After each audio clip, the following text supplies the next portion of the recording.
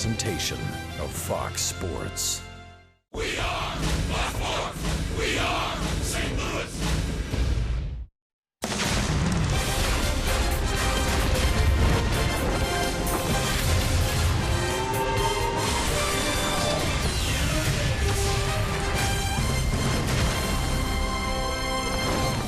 This is St. Louis Cardinals baseball. Cardinals baseball is presented by Academy Sports and Outdoors. Nice to be back home after a long road trip. We're in the Gateway City, and tonight kicks off a 4-game set. It's the Milwaukee Brewers and the St. Louis Cardinals. Jim Hayes is here. That's Rick Horton. I'm Dan McLaughlin. Delighted to have you with us as we get you set for baseball. Jaime Garcia will kick off this homestand, gets the call tonight, and in his career in this season, very good against Milwaukee. Well, we know the great upside of Jaime Garcia, and the Brewers have seen that quite a bit. Let's flash back to Jaime pitching against the Brewers here at Busch Stadium. This was on the 14th of April. Just one hit in 9 innings, 13 strikeouts in that game, and you can't convince anybody who follows the Milwaukee Brewers that Jaime Garcia isn't one of the game's best. He's 11-5 against the Brewers in his career with an ERA in the 2s. The man catching him tonight, Yadier Molina. The fountain of youth here for Yadi in the second half. What a half it's been. What a road trip it was. Tonight kicks off a 7-game homestand, and baseball is coming up.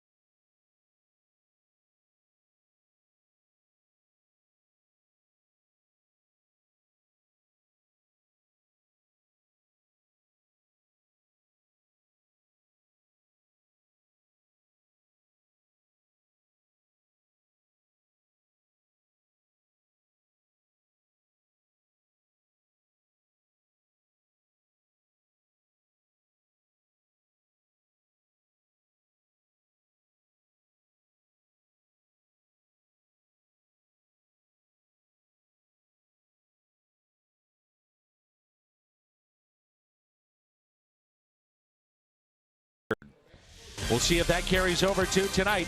Jaime Garcia gets the call for St. Louis. The Brewers, the Cardinals. It's coming up.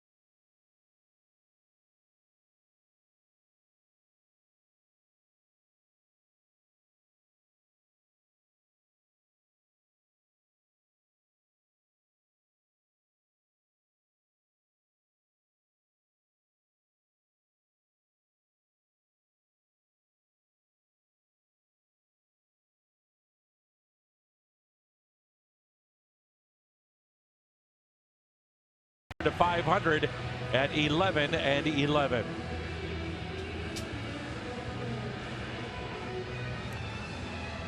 Steps off the stretch towards the plate. Cardinals baseball is presented by Budweiser. Not backing down since 1876. This Bud's for you. By Chevrolet. Visit your local Mid-America Chevy dealer for great prices on the all-new 2016 Malibu. And by Menards. Save big money at Menards on all your home improvement needs. Jim Hayes is here. Rick Horton, Dan McLaughlin with you from Busch Stadium. Rain is in the area. A lot of rain in the area earlier today. More anticipated coming later tonight. We'll see if it hits. It's 73 degrees and cloudy here in the Gateway City.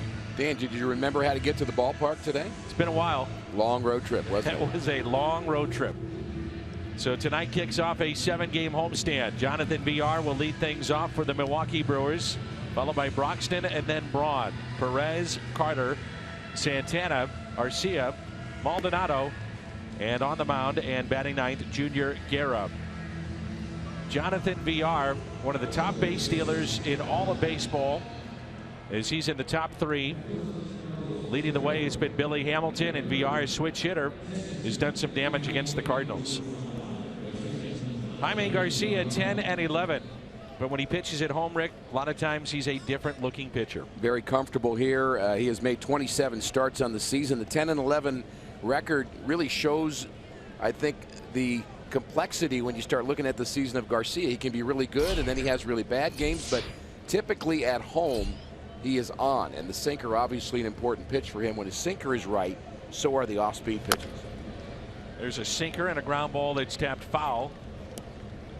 Milwaukee kicking off a 10-game, 11-day road trip. This ball game here tonight, they have been officially eliminated. They are 62 and 77. They've won a couple. Cardinals at 73 and 65, and right in the wild card hunt.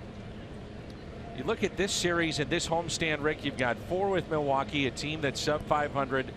Then Chicago comes in. 7 games. We talk about it all the time. You have to take care of business at home, but now more than ever. or you're going to have to put the gas pedal all the way down to the floor in this homestand. There's no question about it. The time to get that streak that we've been waiting for is now. There's only 24 games remaining, and it's going to be an exciting finish. I'm kind of hoping for a down-to-the-wire finish in both the National League and the American League. It might happen. Garcia steps and throws, and VR is the first out. Around the Horn is presented by Dobbs. Brandon Moss in left field, Randall Grichuk in center, Stephen Piscotty is in right. Peralta, Jerko, Wong, Carpenter on the infield, Yadier Molina is behind the plate. How about Garcia? He got that baseball and threw a bullet to first base, and you may recall last couple of starts he's had issues with those types of plays. Yeah, he had some really good sinkers over to the Cardinal first baseman, but that's not really where he needs to have that good movement. It's to the plate, and there's the fastball at the knees. That's what makes Garcia good. He's got the different delivery. I don't know of anybody that throws like Jaime, where he brings his arm behind his head. I don't think hitters see the release point very well. It creates movement, the way he cups his hand in his glove. Broxton hits it sharply to third and off the glove of Johnny Peralta. So a tough chance for the Cardinal third baseman, and Broxton is aboard, and it's ruled a base hit.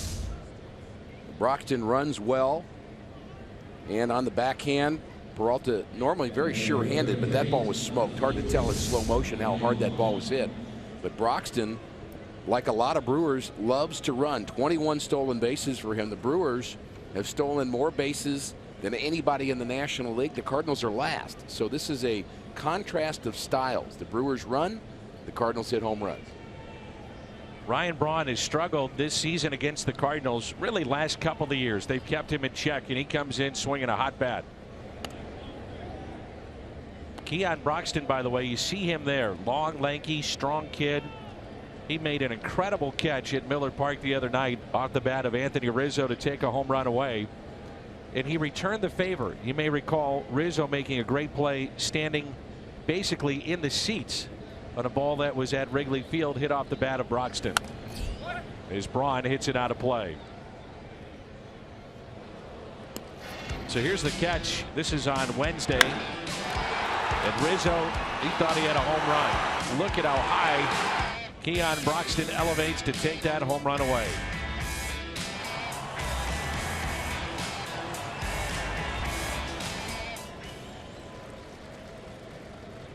It was top of the ninth, and they were down by one. Here's the 0-1 pitch. And a double play ball. The turn, nicely done. 6-4-3. Colton Wong, quick turn at second base. We head to the bottom of the first here in St. Louis, and there's no score.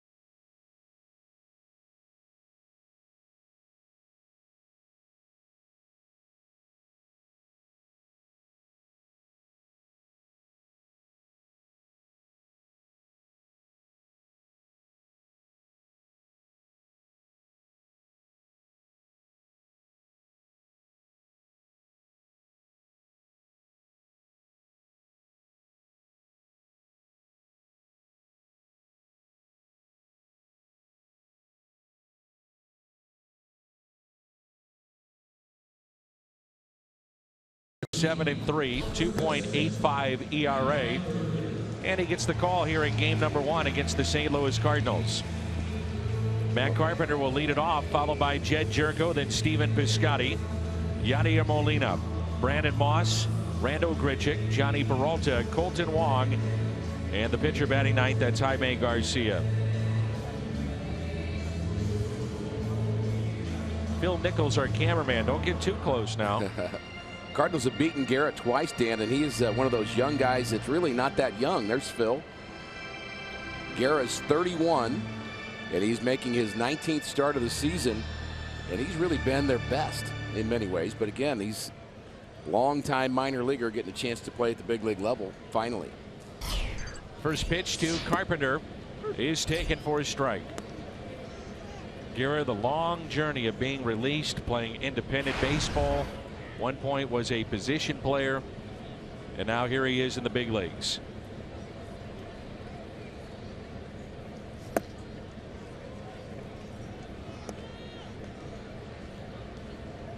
One ball and one strike. Carpenter hitting .277, 18 home runs, and he's driven in 55.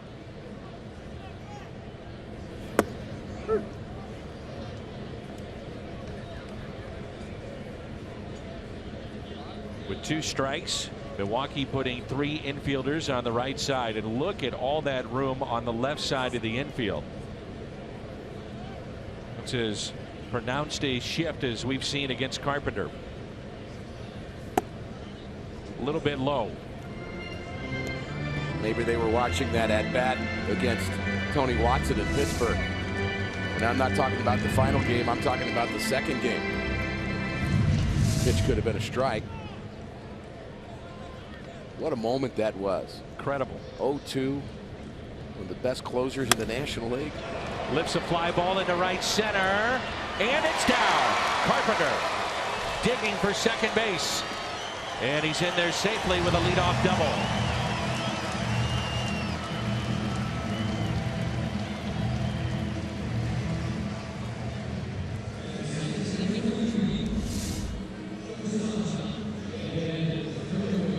Very good effort from the right fielder of the Brewers. Came up just a bit short. May have even gotten just a little piece of it.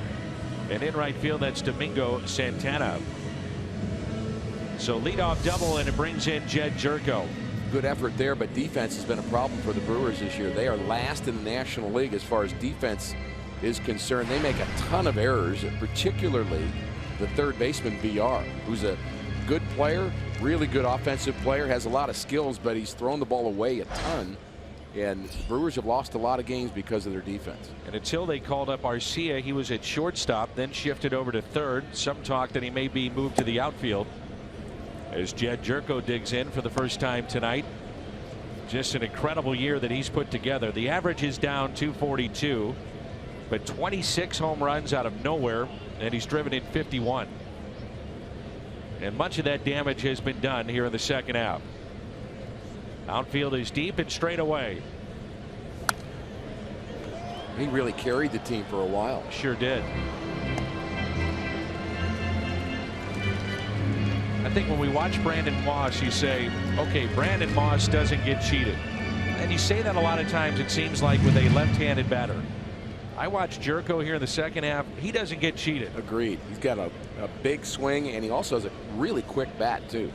Guys try to throw him inside, even the hard throwers, and he's ready for it. He'll turn on that fastball in. Slowly hit. Guerra hops off the mound, and everybody is safe.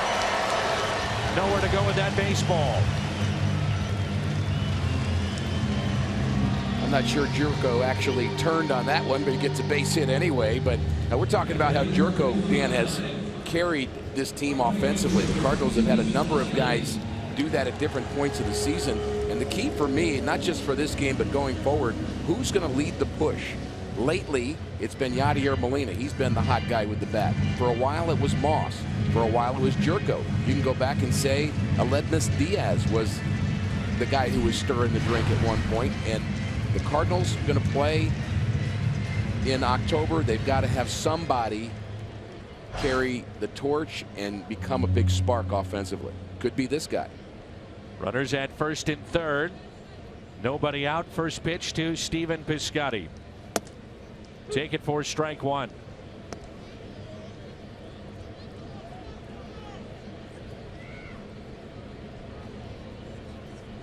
Right side of the infield, holding at first.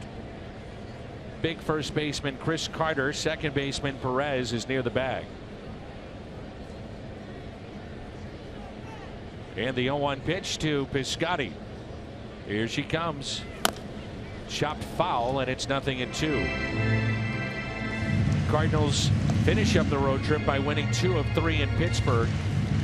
And in the game last night, I thought, after really thinking more and more about some of the situations, that was a game they let get away. You know, the bases loaded situation, not advancing a runner at second base with nobody out, little things that just added up. The 4th inning was the bad part of the game. It worked for, it didn't work for the Cardinals, it did for the Pirates, and taking advantage of situations in the 4th became the ball game. Getting a bunt down, not getting a bunt down. Moving a runner over, not moving a runner over. Alex Reyes, despite the home run, was electric last night. Fun to watch, isn't he? It's been great. So a double by Carpenter, single by Jed Jerko, and the 1-2 pitch now to Piscotty. Lifts it in the air, out to right near the line. The catch is made. Runner tags. That's Carpenter. Throw is way offline. And Jerko advancing to second base as the run does score to make it 1-0 St. Louis. We mentioned the issues defensively of Milwaukee, and that's one of them right there. Well, that's going to be an error, I'm sure, on Santana, the right fielder, who's trying to show off his arm. And what he did is he showed off his arm strength, but not his accuracy. Wonder if he thought for a minute whether he should catch the ball or not. In foul territory, probably going to be a sacrifice fly. So even though it's foul, obviously Jerko's tagging up too, thinking maybe the throw will be offline, and it was. Yadier Molina was asked the other day about his second half and why he's had such great success. In the second half, his average is in the top 5 of all major league players, and he said it's simple. I'm healthy.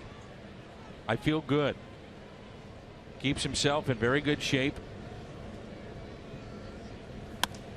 And Molina sends a fly ball into shallow right center. Oh, and the catch is made by Keon Broxton. Some indecision there with Broxton and Santana.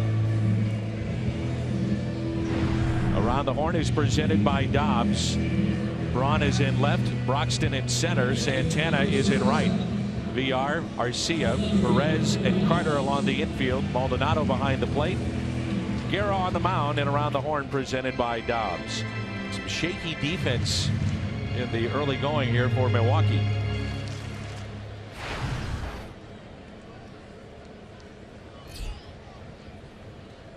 We'll put the shift on here for Brandon Moss.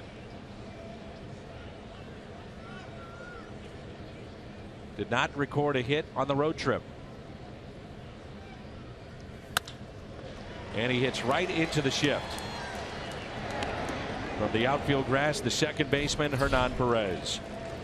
Cardinals pick up an RBI off the bat of Piscotty to score Carpenter. 1-0 after 1.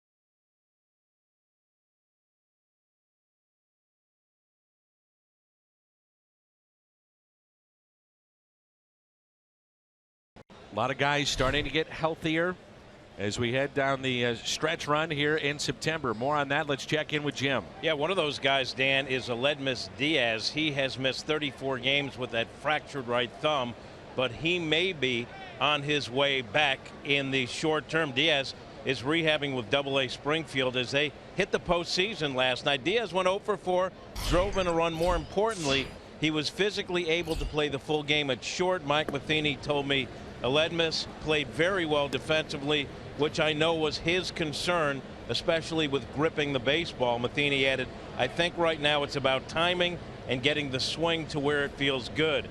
Dan, some other updates. Michael Wacha threw a 25-pitch bullpen yesterday, said the shoulder felt good. Mike Matheny says Wacha will likely throw another bullpen, then possibly face live hitting. He also said Trevor Rosenthal could face hitters as soon as Saturday, Dan.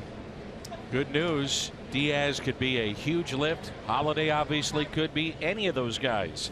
Bullpen help, maybe rotation. You never know. Michael Wacha. We were talking about this before the game as Garcia gets the strikeout of Perez. It brings in Carter. But Michael Wacha could be such a threat for the Cardinals, just considering what he did in postseason play a few years ago. Well, you could see him as a reliever. You could see him as a middle guy. You could see him in a lot of different ways. And the upside of Wacha is certainly good. And, you know, his health, of course, a concern. And you know, we talked a couple of weeks ago about all of the Cardinals that potentially could come back and help the last couple of weeks and beyond. So that number is swelled a little bit, and that's good news. And we're talking Rosenthal now, and Diaz, and Holiday, and Wacha. And you never know that last step, whether or not they're going to be able to complete that comeback, but you're certainly rooting for each one of those guys. Chris Carter at the plate, 33 home runs.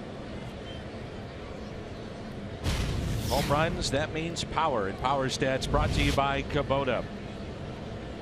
Arenado 37, Bryant with 36, Carter right in the mix for a home run title, 33, and then Adam Duvall of Cincinnati. Outfield is deep. The 0-2 pitch taken inside. When you think Chris Carter, think Mark Reynolds with power. Of course, Mark Reynolds has power, but this guy's power is incredible. He can hit balls. He flicks the bat on a ball away, and he'll hit it out in right center field. It's incredible, but he'll strike out a ton. You know, in this day and age of baseball, there is a spot for a guy that hits obviously 33 home runs and strikes out 150 to 200 times. Teams will say, okay, he strikes out a bunch, but he's going to win us some games too. There was a time in baseball where that spot for a player like that was called AAA. Right. That's my point. Then the next spot became designated hitter. And then I think the National League has learned that, you know, the American League keeps beating up on us pretty badly because they play a little more long ball and less speed. So I think the National League is catching up in that department. Popped up, went with a third straight changeup. Carpenter over, and he's got it right in front of his own dugout.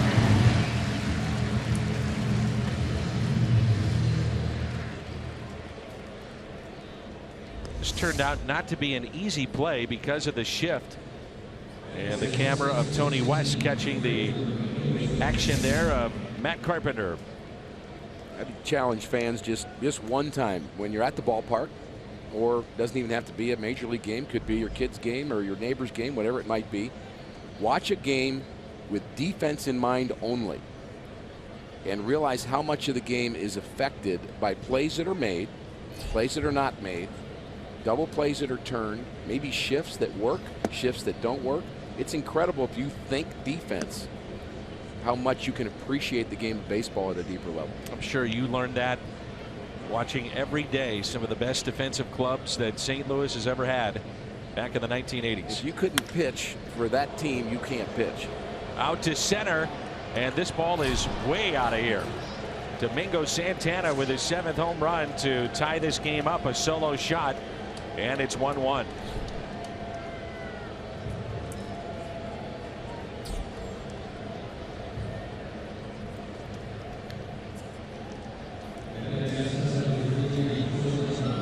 Been a little bit of an issue this year for Garcia. More home runs allowed this season than we're accustomed to watching. Usually it's a middle in location that was meant to be down and away, and there it is. That was more middle. so it didn't have sink. It just sat in the middle of the plate, and it's the big leagues. Those guys can do something with it. And that's hit out to deep right off the bat of Arcia, and it's gone. The Brewers go back-to-back. Orlando Arcia, the top prospect in the Brewers farm system, with his third home run. 2-1 Milwaukee.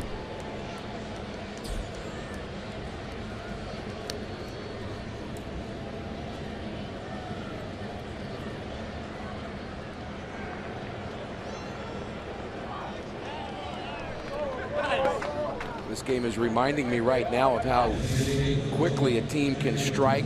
We'll look at the flight of the ball just barely over the right field wall, but it reminds me of the Luke Weaver game in Milwaukee. He was sailing right along, and in the space of about a minute and a half gave up 3 runs, and then he sailed after that. And just shows you, you've got to be so precise in this game. You make mistakes, you pay for it. Garcia can't get there. Tough play. Peralta bare hands, and nicely done to get Maldonado. Back-to-back homers by Santana and Arcia. Midway through 2. Brewers now on top.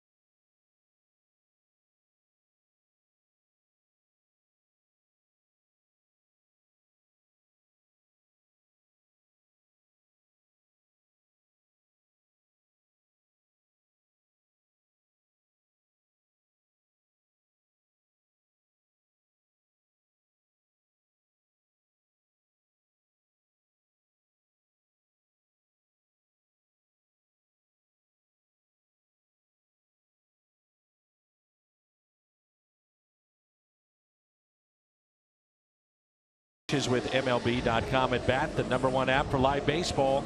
Get MLB.com at bat on your favorite devices now. Head-to-head matchup here in 2016 between the Brewers and the Cardinals. And the Cardinals, again, you know, you look at those numbers and you understand why St. Louis has had great success against the Brewers. The head-to-head matchup, and it's the BJC Healthcare difference maker. Here's Randal Grichuk, 22 home runs now for the Cardinals center fielder, which is the same number of home runs that Jaime Garcia has given up this year, and that is very unusual for a sinker ball pitcher to give up that many home runs. It shows that he's had moments where he struggled with keeping that sinker down. 0-2 the count.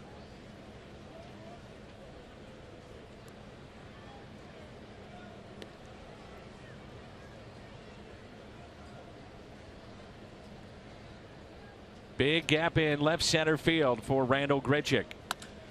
Lines it into center on an 0-2 pitch. When he hits it, boy, he hits it hard. Oh, I'll say. Quick bat speed. If you're going to throw an 0-2 pitch, that's not the location for it. Conversation yesterday with Paul Davis, who's one of the minor league pitching coaches in the Cardinals system, and he was on the last road trip, and he was talking about how they're teaching guys, don't waste a pitch 0-2 anymore, because that's a time where you can put somebody away. But occasionally you're going to give up a hit 0-2, but you still need to make a purposeful pitch to try to finish a hitter off, but a fastball right down the central is not the plan. There's Johnny Peralta. You were talking about how an inning can get away. Peralta was part of that tremendous comeback the other night. For Tony Watson, it was a total of 9 pitches, 3 home runs, 4 runs scored, and the game was over.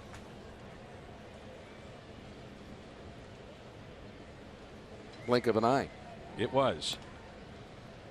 Grichuk did have a stolen base last night, also was caught stealing.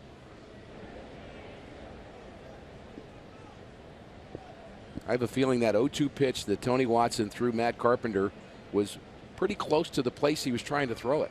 I thought it was a good pitch. But after it was hit out, I think he just lost it after that. Spiraled negatively, which happens. Here's a 1-0. Inside to Peralta.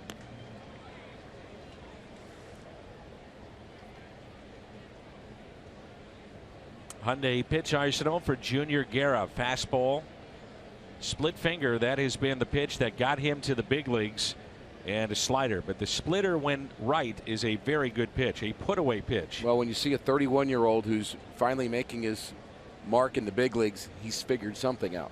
He's got a new pitch, a new toy. 2 Cardinal fans that never miss a game, Grant and Therese Washburn, celebrating their anniversary by watching Cardinals baseball tonight. Happy anniversary to Grant and Therese.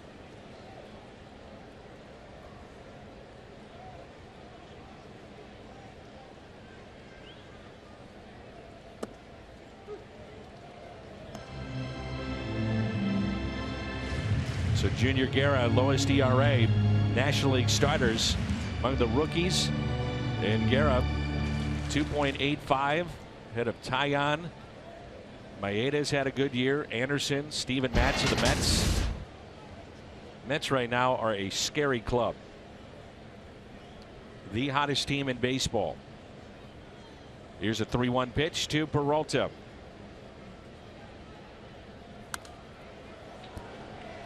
Johnny's starting to swing the bat a little bit better. He's got that swing that makes you think he's going to right field. He has an ability to hit the ball, whether it's inside or away, on a line to right field. I think that's his best stroke. Agreed. You make a mistake to him, you hang an off-speed pitch, he can pull it, yes.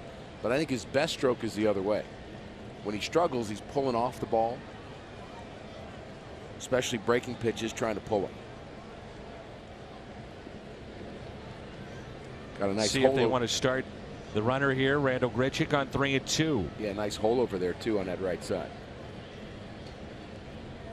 Grichuk is running. Good jump. Take it for a ball. And the first 2 of Rage here in the second inning.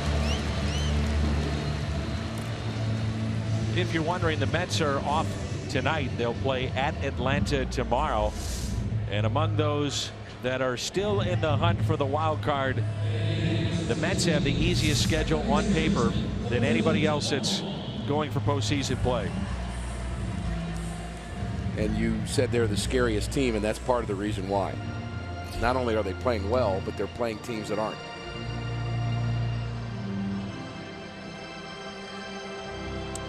What's on tap, presented by Budweiser. Looking at the Giants, what they have left. The team that just cannot hit right now. Their offense has been just awful lately. The Cardinals, 14 home, 10 on the road, including 4 against San Francisco and the Mets. So the Mets are more on the road, but that homestand, they have a chance of sweeping that. They're playing the Atlanta Braves, the Minnesota Twins, and the Phillies. The Twins have the worst record in the American League. The Braves have a bad record in the National League, and the Phillies are kind of up and down, but Mets have something to play for, and they're at home. They're going to be tough. Here's the 0-1 pitch to Colton Wong.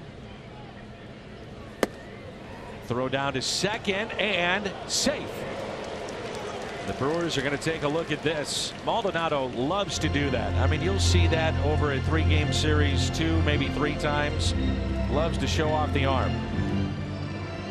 That was very close. Looked like Randall might have jammed his hand a little bit, sliding into the bag too. Here's the slide. Ooh, it is close. I think he may be out. He's out. He is out.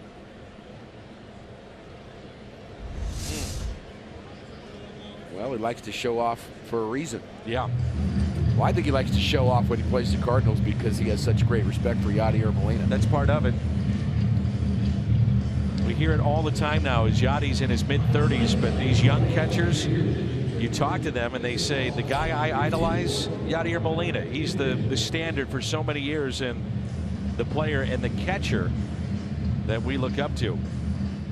And for Yadier Molina, coming along the way as a young player, a lot of that was Mike Matheny, and you can see his reaction. You just saw the replay on the video board. I think he knows. I think Randall might as well start walking back to the dugout.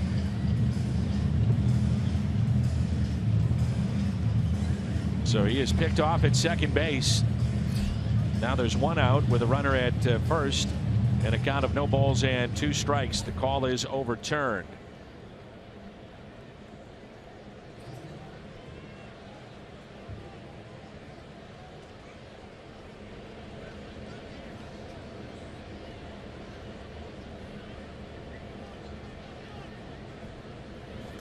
And a swing and a miss, and Wong strikes out. So this inning is turned quickly.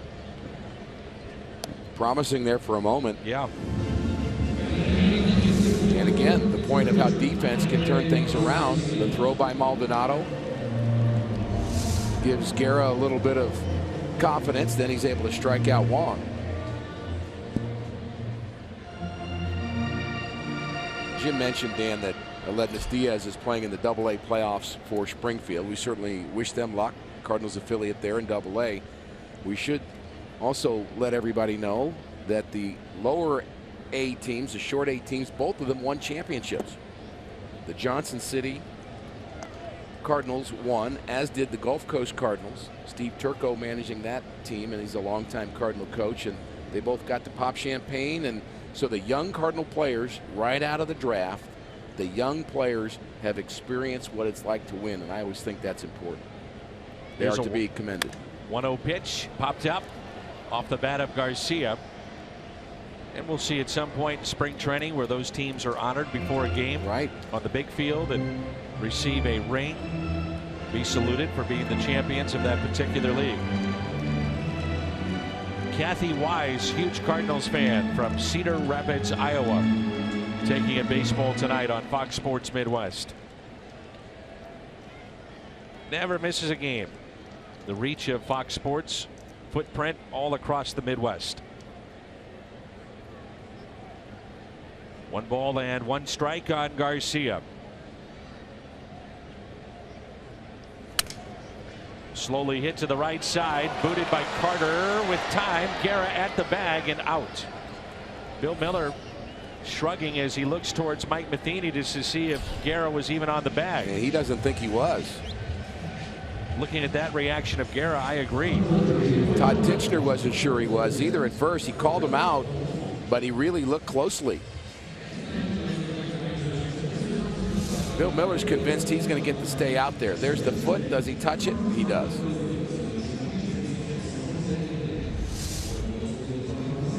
2-1 our score after 2.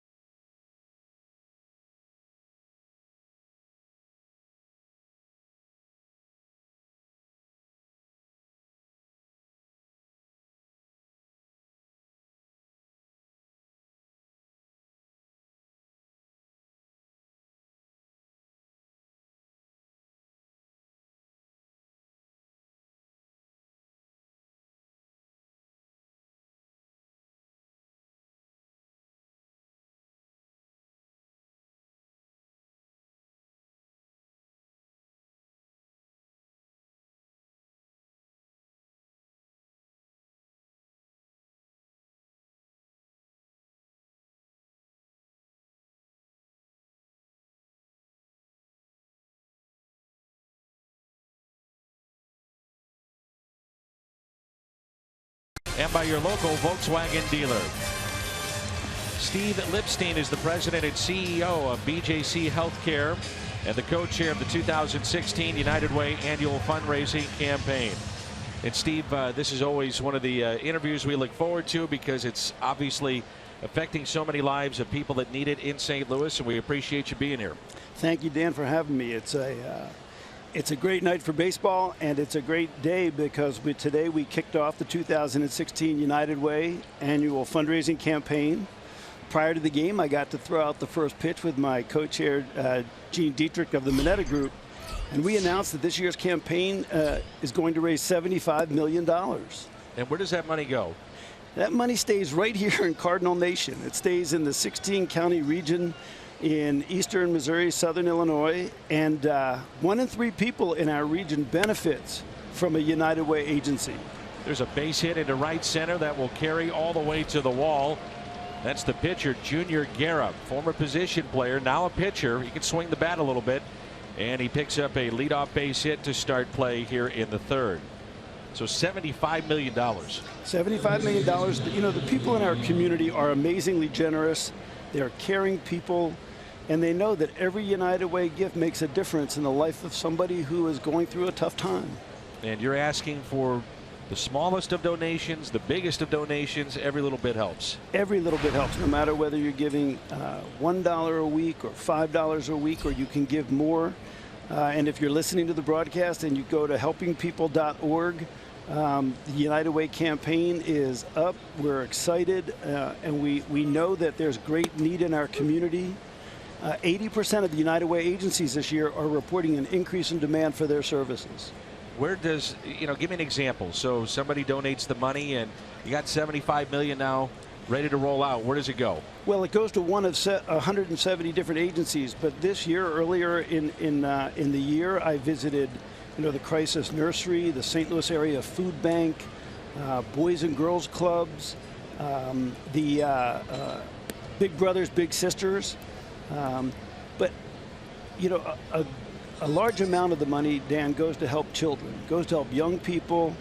Some who were born into difficult life circumstances like poverty, but others whose moms and dads may have lost their job or may have experienced some kind of a sudden illness or injury.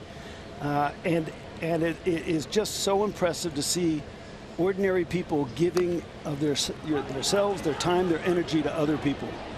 They're going to call VR out on that play. Bunting, he's outside the box, and then the ball hit him, so he's out, and Guerra will go back to the bag at second base. That call immediately by the crew chief and the home plate umpire, Jerry Davis, and now Craig Counsell wants to have an explanation. We'll get a look here. I'm sure Craig is questioning as to whether or not he was outside the batter's box. Initially, the call was out. That seems to be the case. And so Jonathan VR will be the first out here at the top of the third. It brings in Keon Broxton. How and why did you get involved? Well, when you have an opportunity to make a difference, when you have an opportunity to help people whose life circumstances are difficult and they need your help. When Gene and I were asked to co-chair this year's campaign, we were excited, we were enthusiastic. We didn't quite know what we were getting ourselves into, but we knew how important it was and how much of a difference it would make to the people who live in our community. Here's Keon Broxton. That's well put. Broxton bunting and pushed it foul for strike one. What is it like when you know, and maybe you deliver a check or you're putting a smile on somebody's face that's less fortunate, just in a, human spirit kind of thing? What does it mean to you? Gene and I had an opportunity to go visit with new moms and new babies who were on their way home from the hospital, who weren't quite ready to go home. We had an opportunity to see hunger up close and personal, people who don't know where their next meal is going, who don't have food security. And we know that the food bank and helps stock food kitchens and soup kitchens, and it just makes a huge difference in the lives of people. Safe at first as Broxton gets down the line and beats it out. Runners at first and third, and still only one out. I bet back in the day you could probably run like that. I didn't get much of a rise out of you on that one. I'm a big Cardinals fan, and so as we go into September here, and it's so close for that last wild card spot, this is, fans are tense. You're not the only ones. Fans, broadcasters, players, managers, coaches. It's what you play for. There's no doubt. If folks want to donate, let's make sure we get that out there as well. Where to go? I guess the best and easiest way is to do it online. The easiest way to do it online, the United Way's website is helpingpeople.org. It's easy to give, but most of the employers in the metropolitan area are running campaigns through their places of work. And so you can give at work, you can give directly online. The important thing is that everybody, all Cardinal fans, need to help out this year. Given everything that's going on in our community, the demand for United Way services, there's never been a better time to start giving to the United Way. And if you already give, we ask you to dig just a little bit deeper, see if you can give some more. Being a co-chair, and this is Ryan Braun at the plate. How labor intensive of a co-chair situation is it for you? It's a year-long commitment. It's a year-long commitment. It starts at the end of the campaign last year.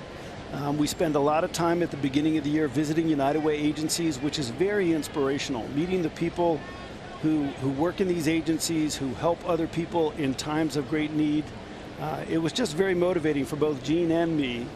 And then towards the end of, towards the springtime, we start visiting with organizations and companies, organizing the campaign, getting everybody ready to raise money.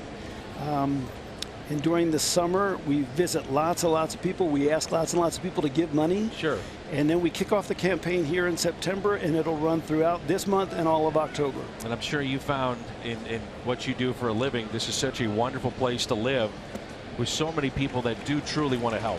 Absolutely. BJC Healthcare and, the United Way have a lot in common in that both organizations are made up of people who help other people at times of great need. In the case of healthcare, that need is often an illness or an injury. Sure. But in the case of the United Way, these life circumstances that can be increasingly difficult, the loss of a job, a baby born into poverty, the need for early childhood development services, big brothers and big sisters, it just is it's wonderful to be to have an employer like BJC Healthcare who's very committed to helping other people. And it's great to volunteer and work with United Way because they're doing the very same thing. I'm sure we're going to put that graphic up again, but for folks that are just tuning in, best place to go to donate. Helpingpeople.org. United Way Campaign 2016. Helpingpeople.org. Helpingpeople.org. 2 balls, 1 strike. Braun grounded into a double play first time up.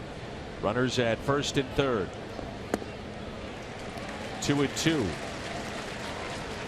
Are you from St. Louis originally? I grew up in Delaware originally and grew up as a Philadelphia Phillies fan. It's a lot of heartache, man. Yeah, once we moved to St. Louis, everybody, our kids, Greg, Ross, and Kate, my wife Susan, we all became big St. Louis Cardinals fans. That's great. I guess you probably loved listening to Harry Callis all those years. We did. Richie Ashburn was there too. Yeah. And but you get spoiled a little bit living here in St. Louis. The Cardinals have been to the playoffs, I think, 12 of the 16 years I've lived here. So very few cities in America can boast that kind of a record. And a final question for me, and then we'll let you go. I know you got to make the rounds here, but what's the message you want to get out tonight for everybody that's tuning in? Root hard for the Cardinals down this stretch. But tonight is the kickoff of the United Way campaign for 2016. We are trying to raise more money than we have ever raised in our history, and we need everybody's help to do that. So thank you. Thank you to you, Dan. Thanks to the folks from Fox Sports Midwest. But especially thanks to all of you who are helping the United Way to help other people in our community. Doing a great job. Thank you, Dan, very, very much. Thank you. God bless. We'll continue to give the website throughout the telecast tonight. Runners at first and third, 1 down, 2 balls, 2 strikes on Ryan Braun. Hit into a double play. That was back in the first. This inning started with a base hit by Junior Guerra that went all the way to the wall in right center. Villar tried to bunt, was out of the box, hit him for the out. Broxton the base hit, and now a 2-2 pitch to Ryan Braun.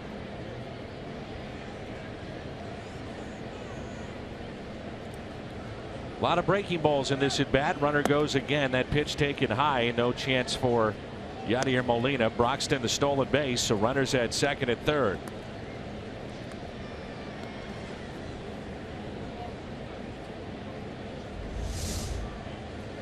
He had been running on the 2 previous pitches, so no need to slide. Didn't tire him out a bit, did it? No. Oh, the energy of youth, Danny.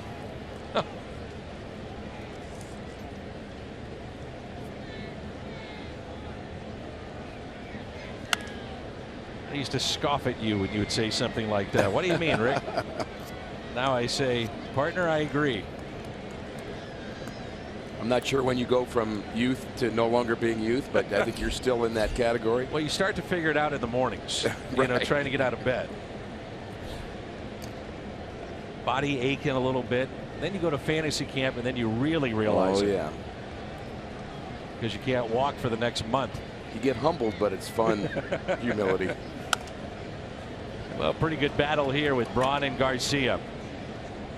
This becomes a very important at bat in this game, albeit early. I agree. 100%. And you know the bullpens are, you know, plenty of guys out there. You should be covered at any game in September, but with Braun at the plate, this is big. Covered and winning a game are 2 different things. Good point. And you want Jaime to get deep in this game for a lot of reasons, and for his own psyche. And it's important for the Cardinals that Garcia pitches well. There's your ground ball. Jerko had to back up. Throws to first, and the run does score. So the stolen base looms large. What could have been a potential double play that scores Guerra, and it's now a 3-1 Milwaukee lead.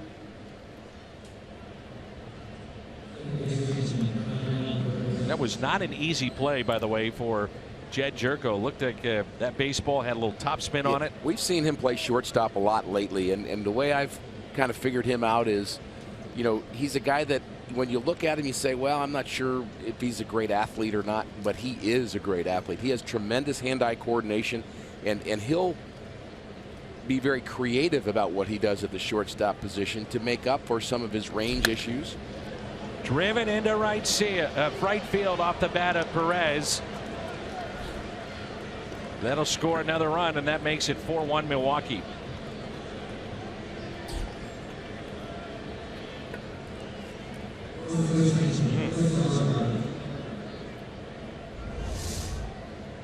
Does it sink or not? It doesn't. It's flat. It was actually moving away from the batter, but moving away isn't the issue. You want it to move down. And that's where you get the ground balls. If it moves away, the hitter can still center it. They'll go out and get it and drive it the other way, and that's exactly what Perez did. There's some guys in this lineup that can hurt you. You know, you look at the Brewers record, Dan, had they played in the division as well as the Cardinals did to this point, they would be tied with the Cardinals. Strike 2, Carter. This crowd very quiet here at Busch Stadium. It was back-to-back home runs. Santana, Arcia, solo shots in the second, a couple of doubles here in the third, including one by the pitcher Guerra. 4-1 Milwaukee, and no balls and 2 strikes now on Carter.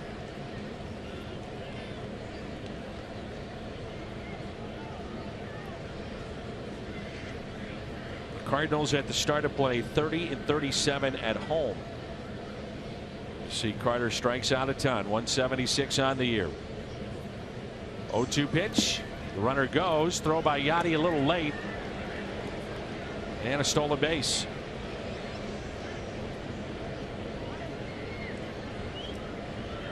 Boy, that's rubbing it in there when you're already in scoring position and you take a base on an 0-2 pitch. This is how much the Brewers like to run.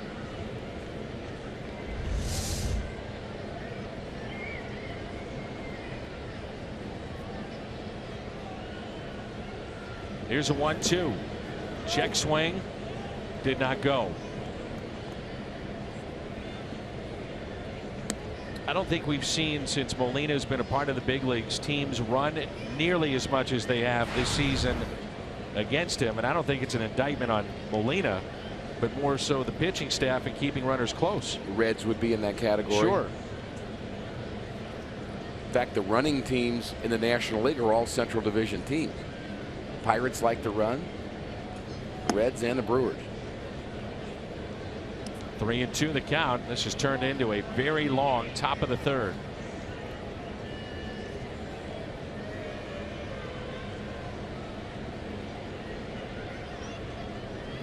Outfield very deep for Chris Carter.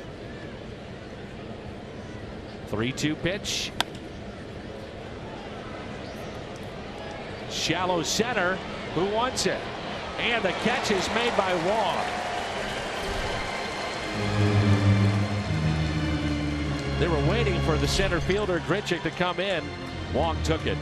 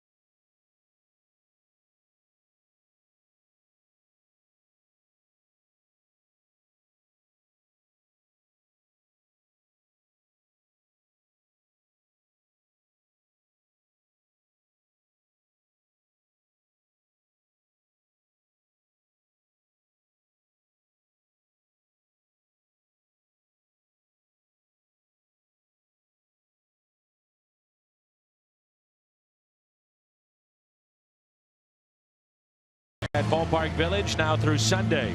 Rare artifacts, one-of-a-kind IMAX movie, and much more. Fans can add the tour to any Cardinals ticket for just $10. For tickets and information, visit HallOfFameTour.com. Carpenter with a double, a run scored back in the first. Cardinals trailing 4-1.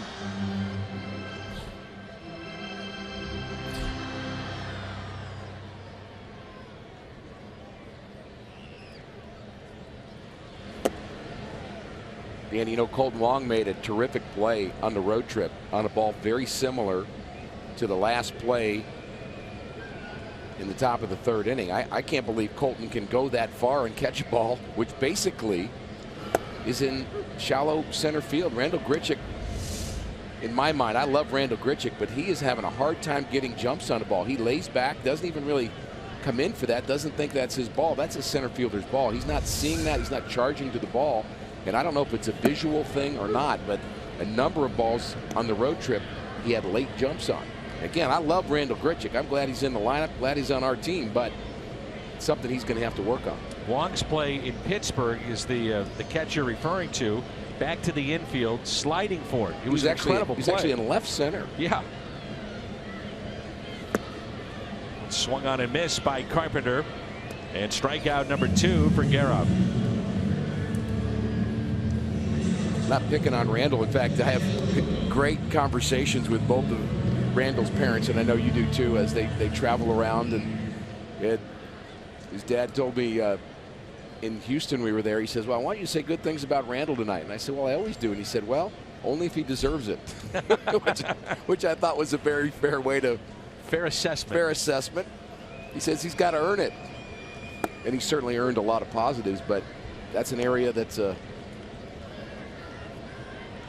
opportunity for him.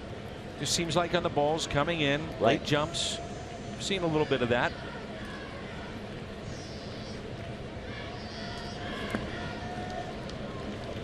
One ball, one strike on Jed Jerko, and an infield base hit back in the first.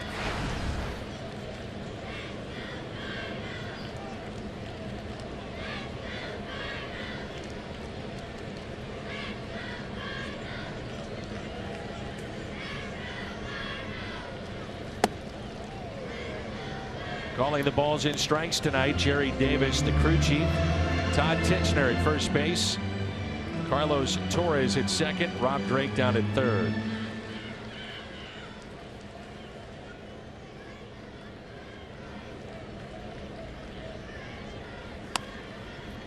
And a high fly ball lifted into shallow center. And it drops. Jerko on his way to second. And I think now we may have an answer as to why Randal Grichuk had the late jump, as both center fielders with Twilight here having a trouble picking up the baseball. I thought you were going to go to Bermuda Triangle, but there it is. There's the sky. It's not quite the time of night where the lights are taking full effect, and Grichuk didn't see it, but neither did their center fielder Broxton. And now it's just right in the middle of, well, there's the Bermuda Triangle. Once you have three guys converging too, you're always worried about a collision, and it becomes uncomfortable. And people say, well, why don't you call it? Well, the reality is you're not sure you're going to catch it. You don't want to say, I'm going to catch, I got it, maybe. That doesn't cut it. So one out, an error ruled on the second baseman on that play, and it's 4-1. Maybe a little break the Cardinals need here as Piscotty digs in. He has an RBI, sac fly to score Carpenter in the first as he drove in his 76th run of the year. That's a long way to run for an error. I'd say so. Hey, sometimes they're kind of tough. As Tim McCarver always tells us when we have our conversations, and you and I and Tim will get going, he says, hey man, this is the big leagues. Exactly. Then he walks away. And that says it all. We can't say anything. Well, wait a minute, Tim, hold on. I don't want to hear it. All right, Tim. Classic. The 2-0. Ripped out to left and a base hit. And Jerko trotting down to third. Did not get a good read. He wasn't sure if that ball was going to be caught at short.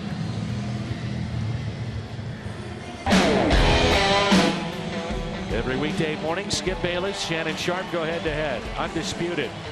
Weekdays at 8:30 only on FS1.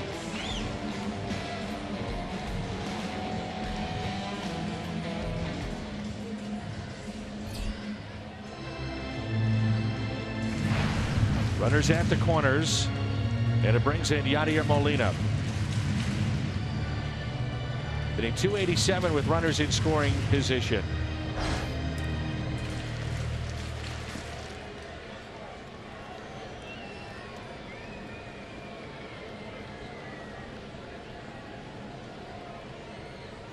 Yadi represents the tying run, 3 home runs on the road trip, including a grand slam.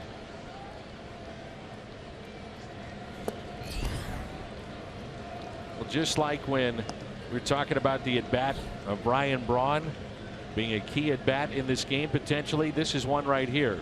Gary's thinking ground ball double play. Cardinals thinking let's get one, if not more. I think it's the right Cardinal to have at the plate right now.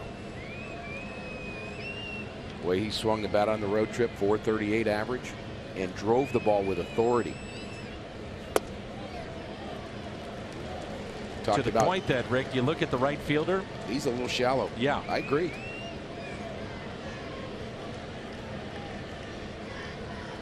Talked about Yadi and his durability, and talked about him feeling as good in the second half. You mentioned that earlier. I wonder if not being an all-star this year, giving him an extra few days off for the first time in a few years wasn't a good thing for him, because he's certainly an all-star right now. Oh yeah. And we always see it too, and he's going to catch, if he stays healthy, the most innings he's ever caught. But if he does get that rare day off or even a half game off, usually the next day he comes back with a little jump. The 2-0. Round ball. 6-4-3 double play.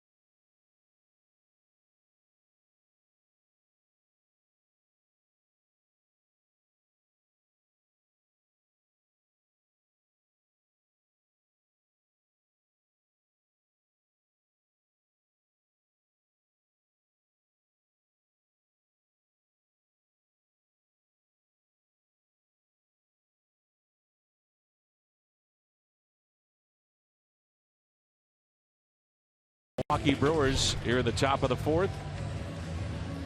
We're at Busch Stadium in St. Louis, and let's check in with Jim.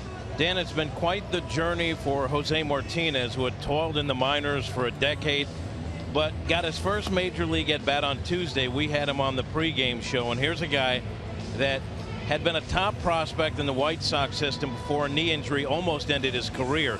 He had 3 different knee surgeries. After the 3rd, Martinez told me the doctor told him that may be it for baseball. He said he went home, cried, and cried to his mother. He said his mom told him never quit. He had to play independent league baseball, which he said was difficult. He said you knew there weren't any scouts because there was nobody in the ballpark, but he stayed with it and is now living his dream. Dan, Martinez told me whatever struggles you had in your career, it's like it didn't happen. You made it. Quite a story. I had the chance to shake his hand and congratulate him the other day in Pittsburgh in the clubhouse. And he is a big guy. Yeah, he is. 6'6", from Venezuela. And Dan, you know I love to talk when a guy gets his first appearance or his first hit about kind of the family and friends that are also celebrating along with him. And I think Jim's story just illuminates that in a big way. I mean, not only is his mom part of the story, she's central to it. If she encouraged him to continue to play after all those years and the hard moments of being injured, that's really a terrific story. 2-1 pitch. Low and outside to Domingo Santana, who homered back in the 2nd.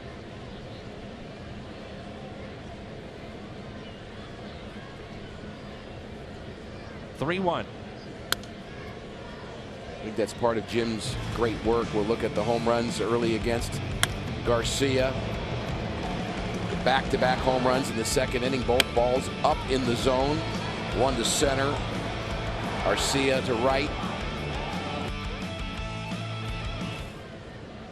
22 home runs on the season allowed by Jaime. And he picks up the strikeout, his 2nd tonight.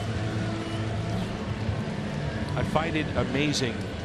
We talked about this before, though, the stories of these players and how they get to the big leagues. And some, you know, it's a guy that was a pitcher since he's 5 years old and pitched in high school, college, maybe got drafted out of high school, and he's still a pitcher. But then the others that wound up having to change a position or change being a position player to a pitcher. Catchers that have turned into pitchers. Just doing anything they can to stay in the game, and that is the story that Jim just told. And every player has a story. There was a Reds player in the series, I believe it was Adelman, the pitcher. I'm thinking that's who it was, whose wife convinced him to play, and he was going to quit. He was struggling in Double-A, and his wife said, you know, this is what you love, keep going, and don't be bitter about it later that you didn't try. And honestly, every player has a story like that, and a person that influenced them, and a person that's cheering for them even louder than we are. Think of Brandon Moss when I think of Adelman and his story of his wife convincing him to stay with it. Brandon Moss, same thing. Bob Melvin was the one that said, you will make it. We're going to try you at first base and the outfield, but we want you to stick with it because we know you can hit and hit for power. And then there's those smart baseball guys that tell you, hey, I know you want to play, but you might want to go update your resume. I had a few of those guys in my life too. Those are the uncomfortable conversations. Well, but sometimes you got to, the truth hurts. There's a base hit at center field off the bat of Arcia. He's 2 for 2.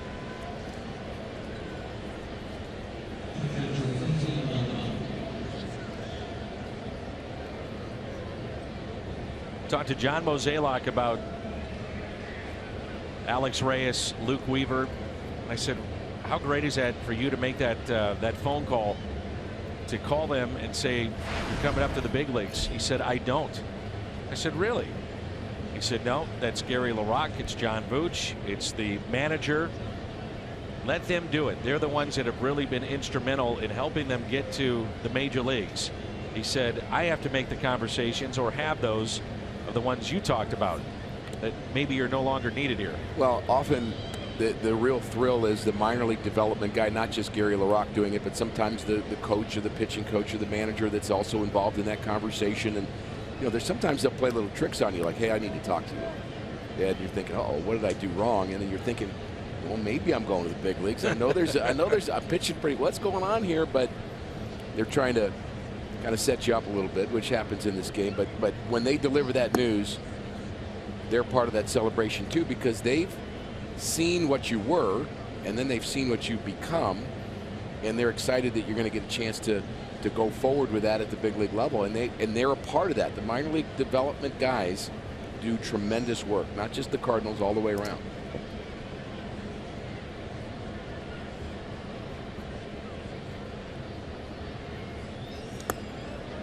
The pitcher last night for Pittsburgh, if you did not know, his father, and there's Alberto Rosario, after so many years in the minor leagues and finally made it to the big leagues, picked up a hit, ironically enough, his first in the big leagues against Milwaukee. But the young man last night that picked up the win, his first ever major league win in his major league debut, his dad is battling cancer. Oh. And so after the game, there was a great moment in which those two embraced down on the field, both in tears. Out to deep left and over the head of Moss in a ground rule double.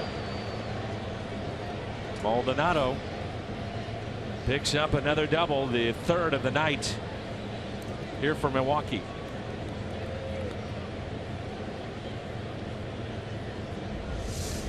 Cardinals may have caught a break. This being a ground rule double, Arcia may have scored. Maldonado getting just 188, but he seems like he constantly does damage against the Cardinals. And with that, there's now activity in the Cardinals pen. Infield is drawn in, runners at second and third. 4-1 the score. Milwaukee here in the top of the fourth. The pitcher, Junior Guerra, at the plate. Taps one foul. He doubled first time up into the gap in right center.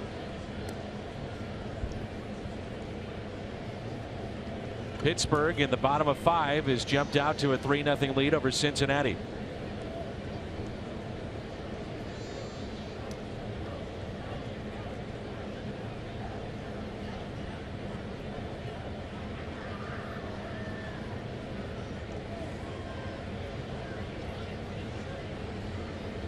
Big gap in left center, and the 0-1. They pitch out, not bunting. 1-1 the count.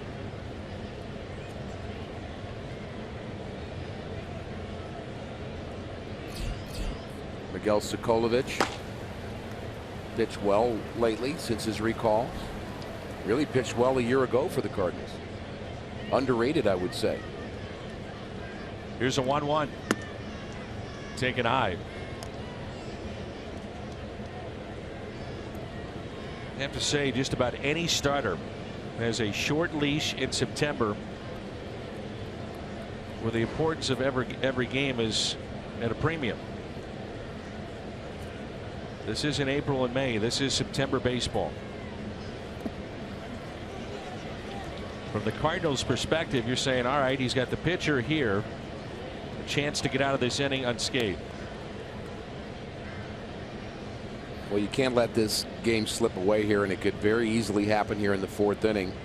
Jaime's already given up 8 hits. There's a good look at the infield in. That shows how little range they have from their normal position, how close they are to the hitter. Defense is a reaction position when you have the infield in. You don't expect the pitcher to hit the ball that hard.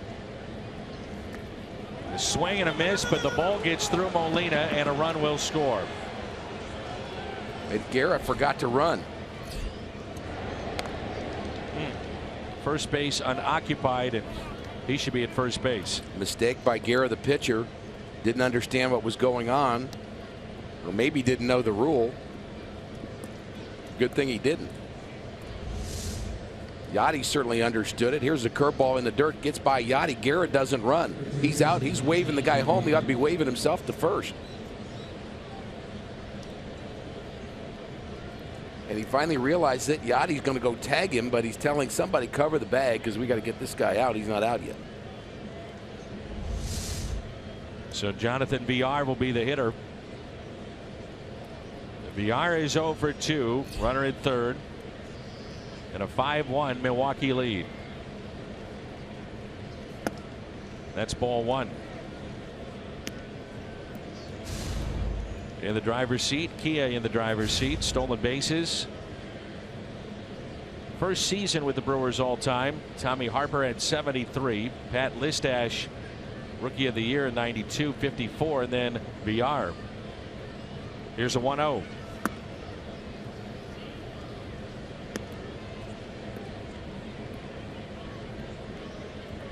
To say that this is disappointing would be a mild understatement of the night. Well, I think you talk about a team looking flat, and you wonder, why do you look flat after a big emotional victory? And you might say that about the final game in Pittsburgh. You might say that about tonight. Well, a team is as flat as their starting pitcher.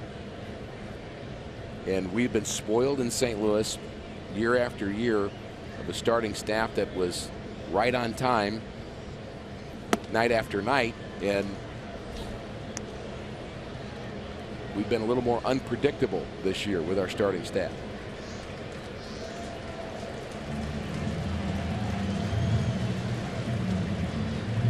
Final Academy Sports and Outdoors autograph night is tomorrow. 2 current Cardinals will sign for fans 15 and under in the Ford Plaza, 5:45 to 6:15. Former Cardinals Scott Terry, Craig Paquette will sign for fans of all ages right after that. Visit cardinals.com/promotions. Sokolovich, our Chevy called to the pen. And the Brewers on top.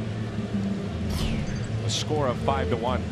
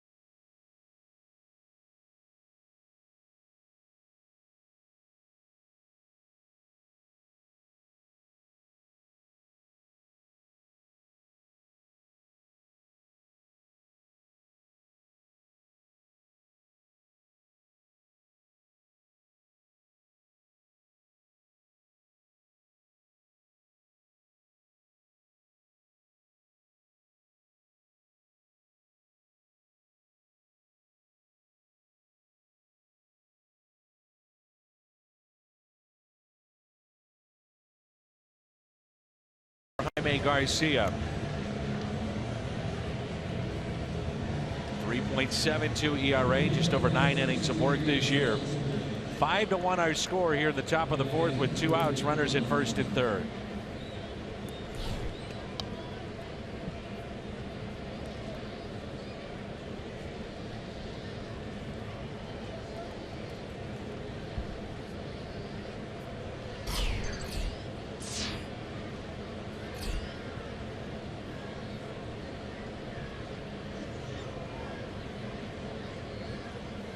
First pitch is a strike to Keon Broxton.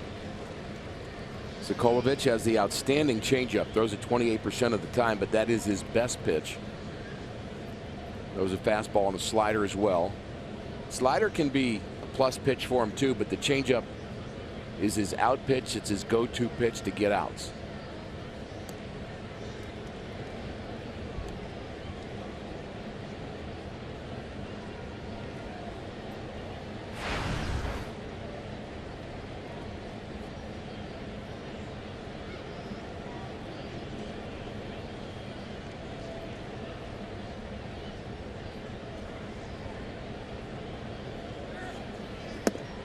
Runner goes, and not even a throw from Molina.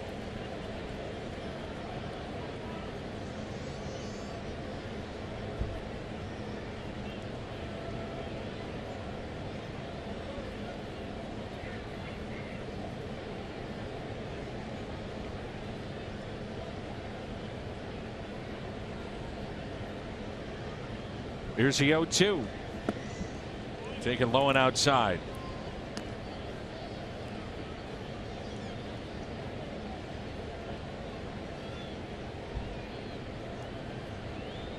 Broxton does have a little pop. Outfield is fairly shallow. Here's a 1-2.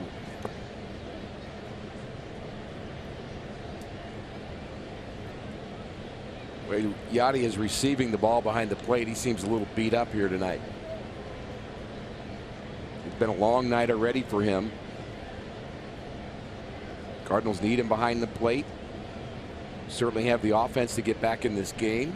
Still plenty of time left, but seems to be dragging a little bit. Swung on and missed, and Sokolovic gets the strikeout. Brewers have the lead. It's 5-1.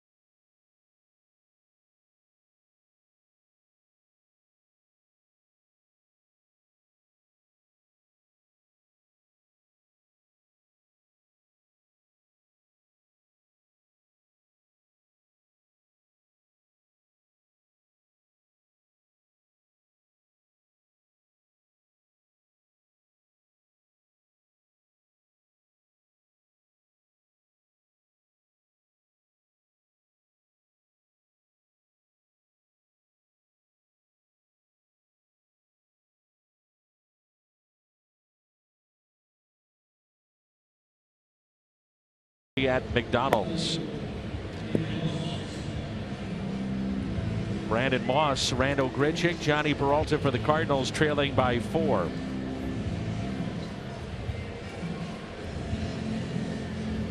So Dan, are you going to tell everybody else what you told me, or is it just a secret? It's a secret.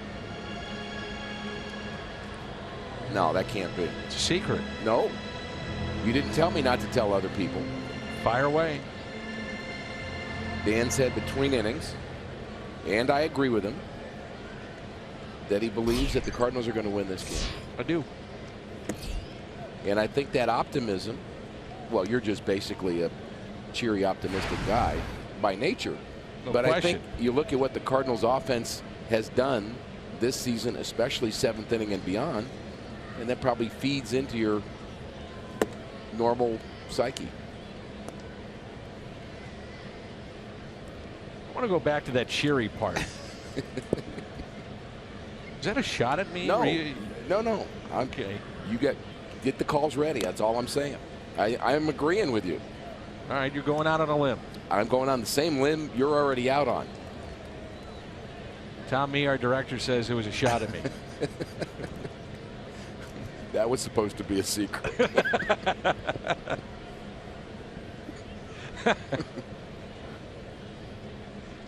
Here's a 2-1. 3-1.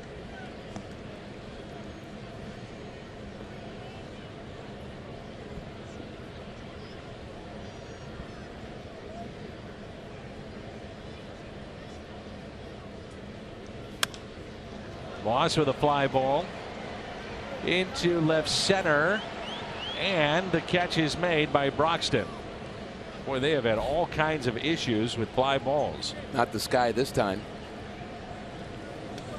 Not twilight anymore. just miscommunication.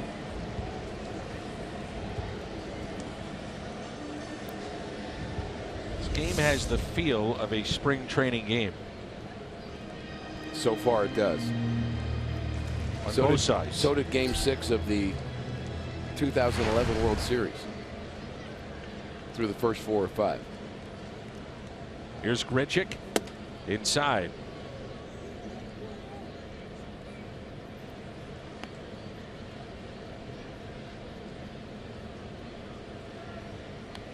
Randall a base hit into center his first time up.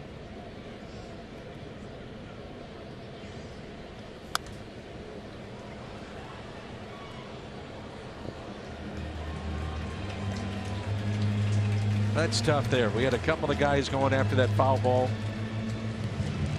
And the one guy had both hands on it.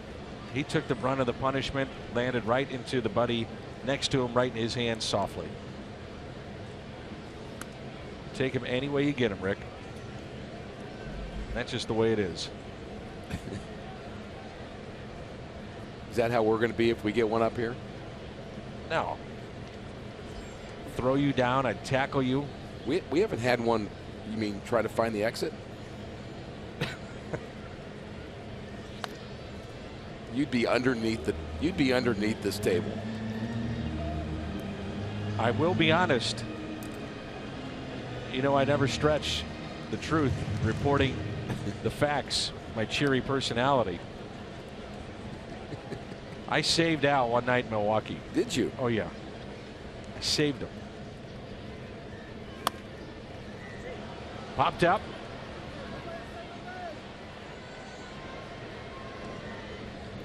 My hand is still paying for it too. Every once in a while, sore, but I realize it's for the greater good. You laid down your life for your brother. That's commendable. And Al was underneath the table in the booth. I said, "Bad Hungarian, I got you on this one. Now come on up, baby." Then he put his head on my shoulder and cried a little bit. Somewhere Al is seething. It would not surprise me if Al would show up at some point in this broadcast and winds up in our booth and me down in the seats.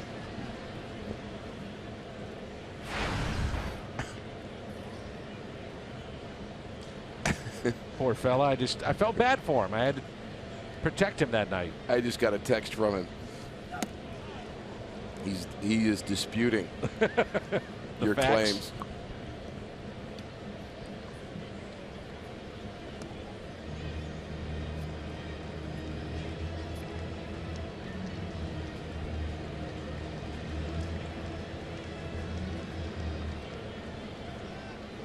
Well, there's some that believe I just should have let that ball hit out.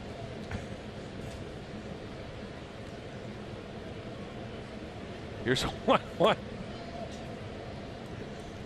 Yeah, that sealed it. He's coming over now. Is there a lock on that door back there?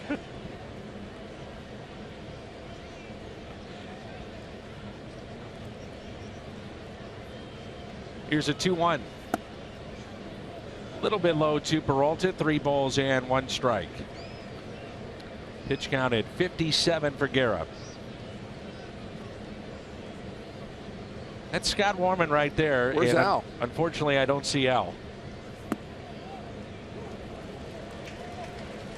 Right now, he's pushing over strollers, running through the elderly to get here.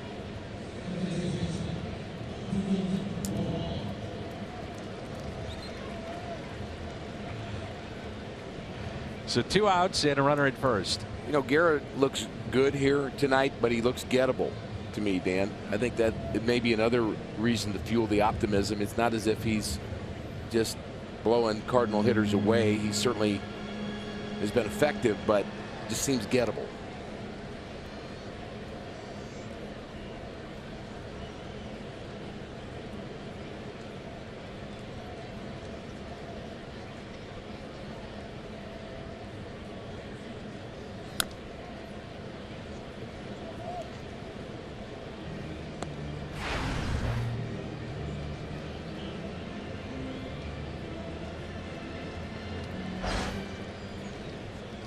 I'm not the one, though, that broke Al's bobblehead.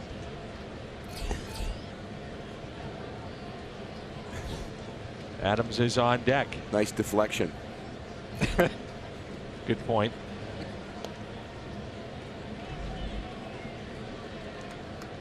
Matt Adams, a couple of home runs on the road trip.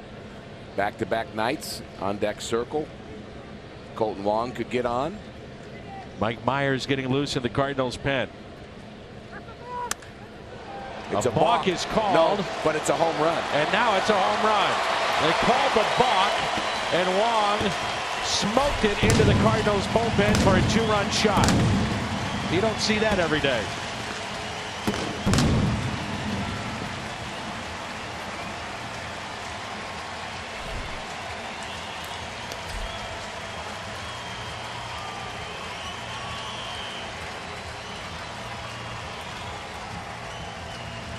That's a balk continuation is what that is. Once they call a balk, doesn't mean the batter can't swing the bat and the ball's not in play, because it is. Well, it was in play, then it was out of play again because Colton drove it into the Cardinals bullpen, and he is starting to swing the bat with authority. Boy, he knew it too. A little bat flip. I wonder if Guerra knew that rule too.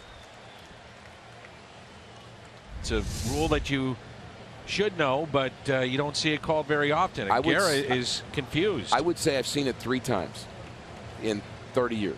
How about you? Yeah. Maybe. I've seen it one other time, and it wound up just being a routine base hit. But a lot of the players stopped on the play. But I've never seen a home run. Can't say that anymore. Reminds me of the play earlier this season in Chicago with Chris Coughlin trying to call time, doesn't get it, then rips a base hit into right. Martinez on the mound. It's a live ball. Right. Hazelbaker, your pinch hitter, and grounds to Carter at first, who steps on the bag. So a little life shown here by the Cardinals, down 5-1, but now this 2-run homer off the bat of Wong against that split finger. It's now 5-3. Here they come, Danny.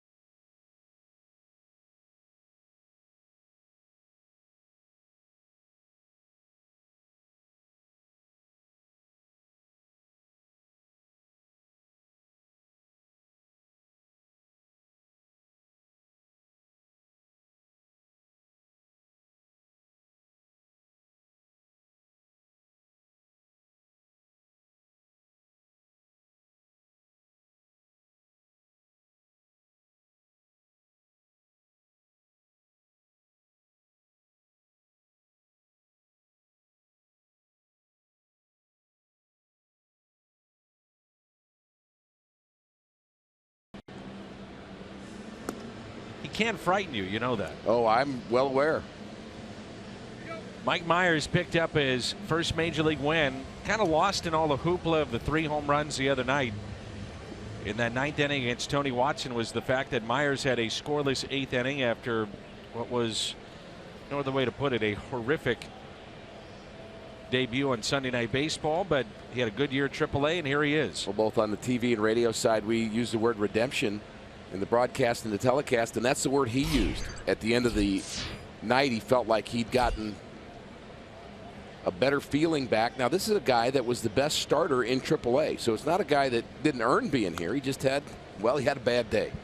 And I don't mean just a bad day. I mean a capital B, capital A, capital D day. But it happens. Going along now. You hate to see it on your debut, though. Oh, yeah. No question. 5 home runs, 19 RBIs against Milwaukee in his career. And Braun is hit by the pitch.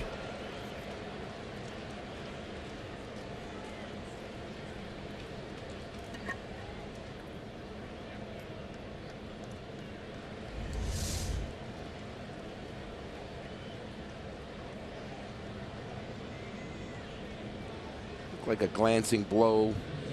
Well, maybe not. Easy for me to say.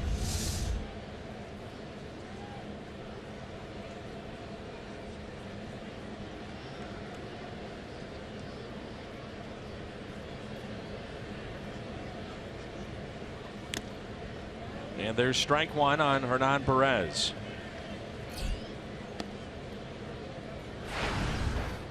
Cardinals jumped out to a 1-0 lead. Then it was back-to-back solo home runs in the top of the second by Milwaukee. 2 more in the third, another in the fourth. And the Cardinals come back with 2. 1 swing of the bat by Colton Wong. 5-3 our score. Line drive into right, and that's a fair ball. Perez will stop at first base. Runners at the corners and nobody out for Milwaukee. All Sundays starting 2 hours prior to every home game. Enjoy games, prizes, and free North Star ice cream treats while supplies last in the Ford Plaza, presented by Prairie Farms.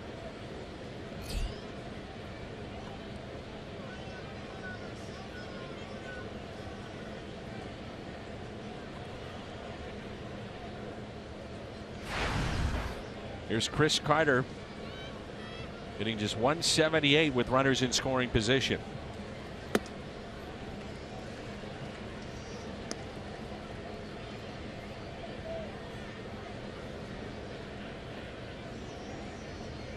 Nobody out.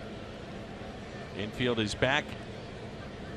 A shift is on for Carter on the left side.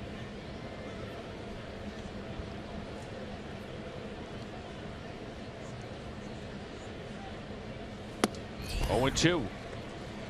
A pitch at 95 by Myers.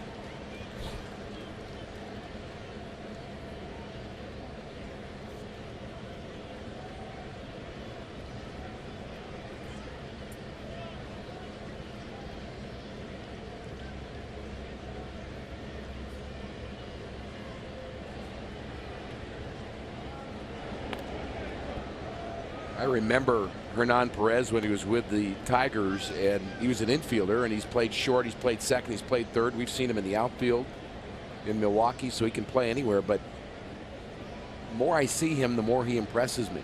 Runs the bases well, swings the bat well.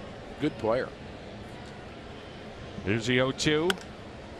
Fly ball lifted into right. Piscotty with the catch. Run scores. It's Ryan Braun to make it 6-3 Milwaukee. In a way, the Cardinals are lucky that Perez did not take second base. The throw went to the wrong bag. Piscotty, for some reason, at the last minute, threw the ball home.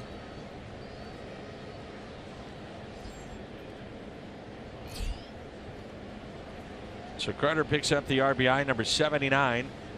Here's Domingo Santana. Little chopper to short, backing up Jerko. Out there, the turn, and out. What a turn again by Colton Wong.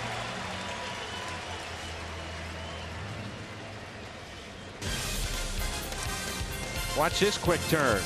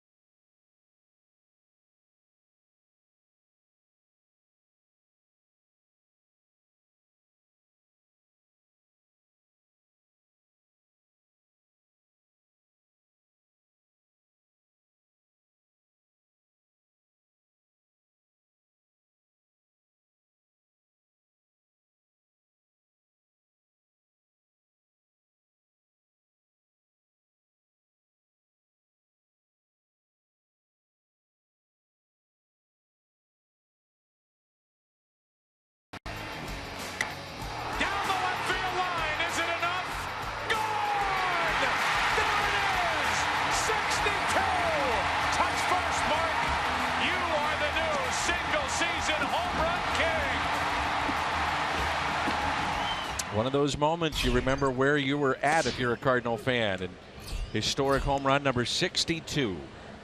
I know what seat I was in. I know who I was sitting next to and in the area, and so thrilled to be there for that moment. 0-2. I was in the radio booth. I was sitting next to Pamela Bottenfield. Wife and kids, and sitting with Pamela. Next year, Kent would be an all-star. 0-2 pitch. You know, we talk about all these great deals the Cardinals have made. Adam Kennedy and Kent Bottenfield for Jim Edmonds. That's a pretty good one. Here's a 1-2 pitch. Kent Bottenfield, an all-star. Cardinals trade him the height of his value, certainly. And Adam Kennedy, from the Angels' perspective, helps him win a World Series. Jim Edmonds comes to St. Louis and becomes a Cardinals Hall of Famer. And a very good broadcaster, reality TV star. He's got a lot of things on his list. Kent Bottenfield is a singer, gospel singer. So they both worked out okay. The 3-2 pitch now to Carpenter, who doubled back in the first. He is struck out.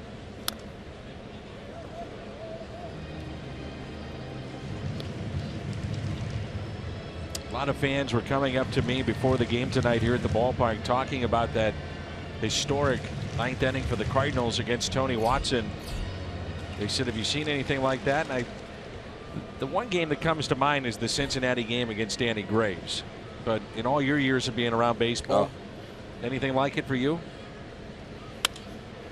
Carpenter into center for the out. The Kirk Gibson moment was pretty good, but different. Yeah. Dramatic ninth inning, but not the 0-2, 2 outs, game's over, total swing. Well, the Cardinals had a game last year. Johnny Peralta at Wrigley on an 0-2 pitch down to their final strike. Yeah. Hit a home run. Cardinals came back and won. But then when you add the fact that you had a double, 2-run homer, double right after, or a home run right after that, in 9 pitches, and Jerko with a fly ball into right. And it's the Pirates, and it's September.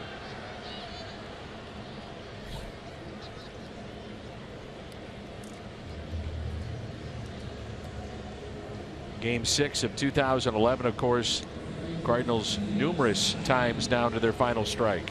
And that's the game that I meant to refer to that was a pretty sloppy game for most of it. Felt like a spring training game, kind of, but became very historic. We were talking about David Freese last night, and I mentioned to Al, I said, about David Freese, Cardinals Hall of Famer. You know, not a extended time period here in St. Louis, but boy, is he going to be remembered forever. The fact that he's from here, capping off a wonderful postseason ride for that team, and certainly for him, NLCS MVP and World Series MVP. Hard to get any more popular than those two names right there in St. Louis. 1-1 is a base hit off the bat of Piscotty. His second hit of the night. Piscotty has not really been the leading man of this Cardinal team, but he has been a tremendous supporting actor. He has just been as consistent, and he's just always there. You know, not necessarily a limelight type guy. In fact, he doesn't want to be that. He wants to be on a winner, and he wants to be a major contributor. He doesn't need to be the lead star on a team. Ground ball hit to third off the bat of Molina, and a force play at second. We head to the 6th. Milwaukee on top at 6-3.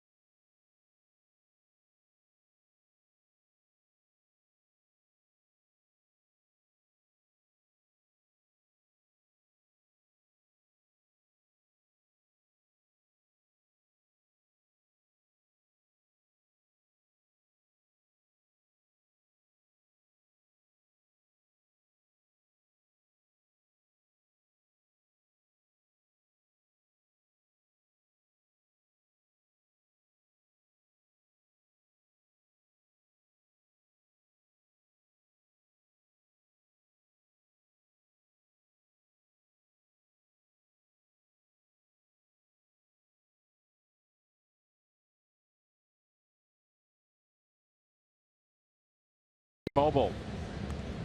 Look at the division leaders currently. Washington, Chicago, LA. Steven Strasburg will not need a second Tommy John surgery as he's on the DL. The wild card, Cardinals tied with New York. Pittsburgh 4.5 back. The Pirates leading their ball game 4-1 over Cincinnati. Miami still in the hunt, 5 games out. It sets up, depending on what happens in this homestand, for a dramatic 4-game series in San Francisco.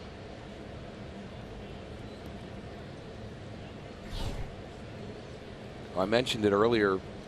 There's been a couple of seasons lately where we had the promise of a great wild card race, and it maybe fizzled the last week, where it became obvious who was going to be where. I would love to see it go down to just 1 year in baseball where we had 4 or 5 teams in each league that still have a chance that last weekend of the season. I think that'd be terrific for baseball. May happen with the American League East as well. Sure. Boston, Toronto, Baltimore, all within 2 games of each other. The Yankees still in there, 4.5 games back. And a base hit into right field for Arcia on an 0-2 pitch. He's been on base all 3 times tonight. Back by popular demand. Don't miss Grateful Dead Night at Busch Stadium. That's September 26th. It's a Monday night. Purchase of a special theme ticket. Fans receive an exclusive Grateful Dead inspired Cardinals t-shirt. Grateful Dead Night tickets now at cardinals.com/theme.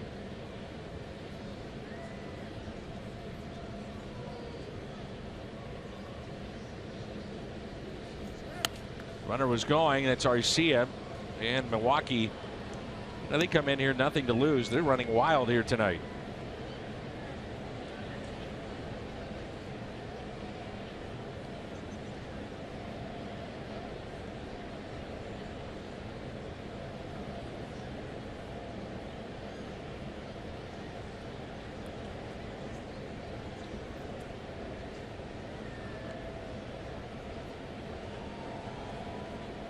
Arcia, your runner at first base, and the 0-1 pitch.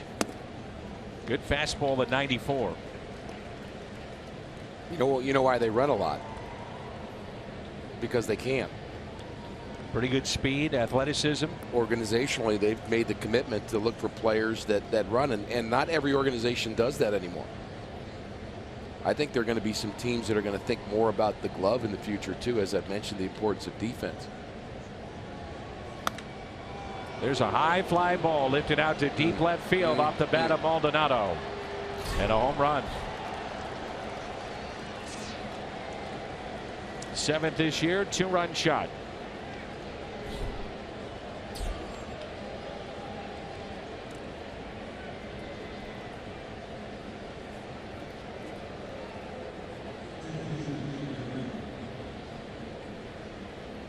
The Brewers fan that's here, he gets a souvenir.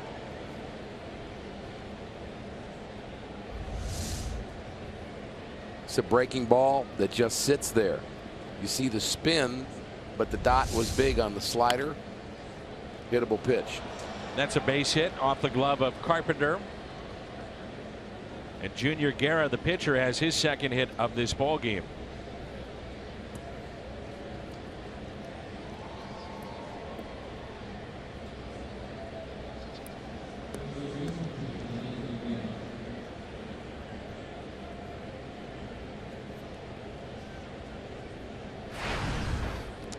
Back to the top of the lineup in Jonathan VR. Cardinals just can't stop the bleeding. That's 5 straight innings that the Brewers have scored in. They've out-hit the Cardinals 12-6. Runner at first. Pitch taken high. And again, Dan, I'll point to the importance of a starting pitcher who has a good day, goes out and pitches 6 scoreless innings. If the Cardinals had 3 runs through 5 innings and it was a 3-0 game, we would feel very different about the pace and everything about this game. It would be different if the starting pitcher had been lights out. It just happens.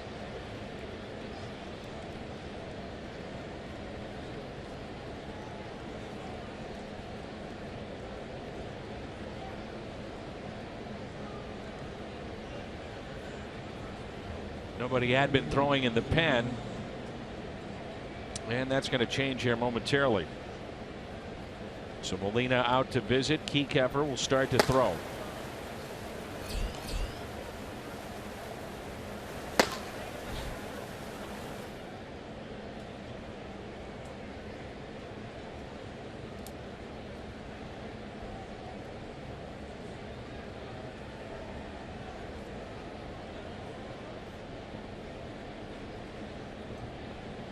This is an all right-handed lineup, so no one that you could pick out that Kiekefer is necessarily going to come pitch to in terms of matchups. He's just up to bail out Myers if he can't get any more outs. Pitch taken low, 1 ball and no strikes.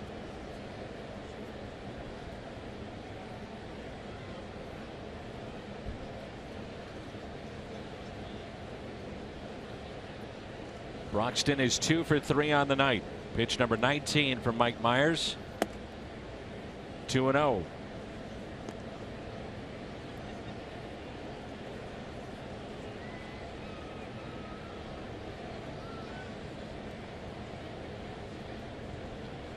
The Cardinals cannot come back and win this game. They would drop to 8 below the 500 mark here at home. And people would stop trusting your feelings. I'm one of them. That's why it was supposed to be a secret. Well, it's not over yet. The limb's getting a little wobbly, though. It is. 3-0. And he walked him. So the bases are loaded and nobody out. World is spinning again, unfortunately, for Mike Myers. Mike Matheny goes to Kiekefer. Been a rough night so far for the Cardinals. Our Chevy called to the bullpen. The lefty Kiekefer to face Braun with the bases loaded. 8-3 Milwaukee.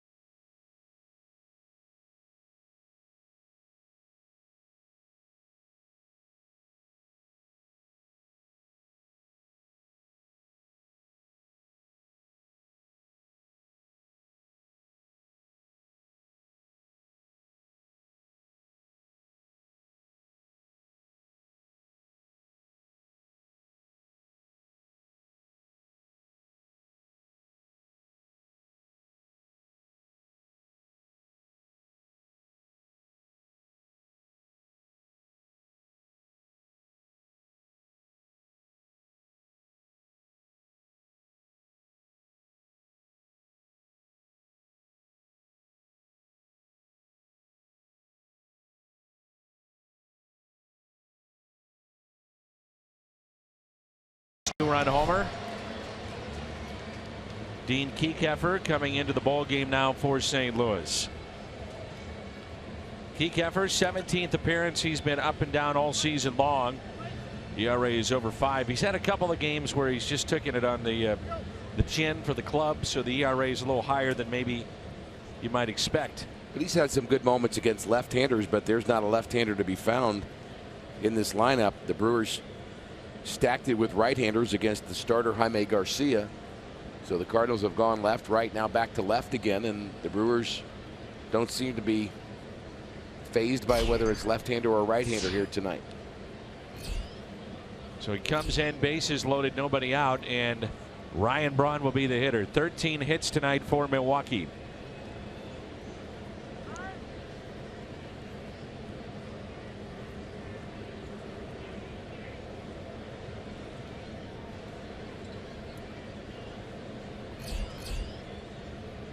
Michael Blazek is a reliever, now being used as the pinch runner.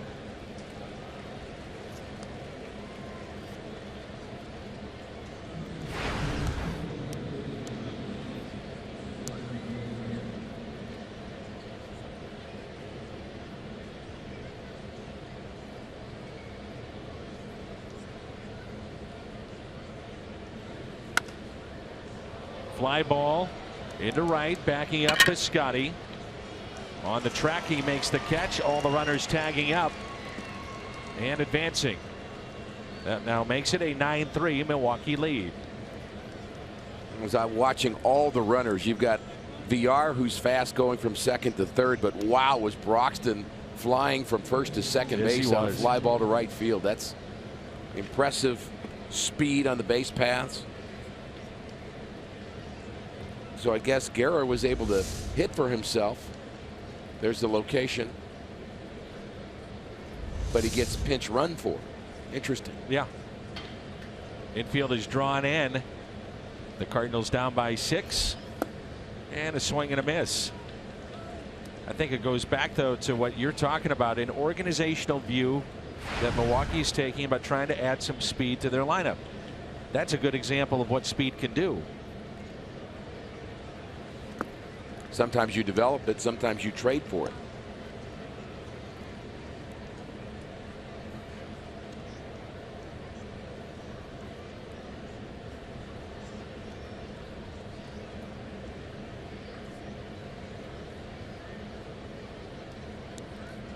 Infield is drawn in now with the count of 1 ball and 1 strike.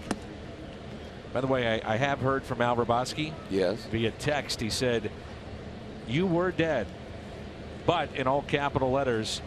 Then you reminded me that Rick broke my bobblehead.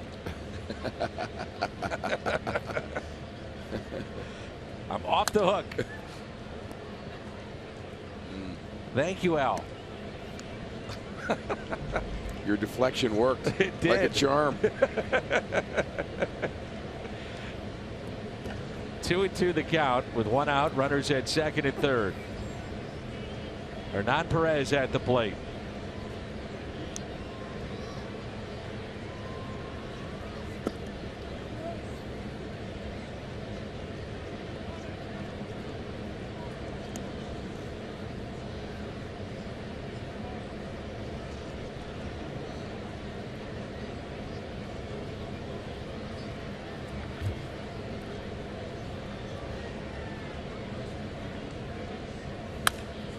And a base hit into left center. 2 runs will score. This makes it an 11-3 Milwaukee lead. Speed again. Yep. Perez head first slide into second base. For some, that's a routine base hit single. But Perez, he can run.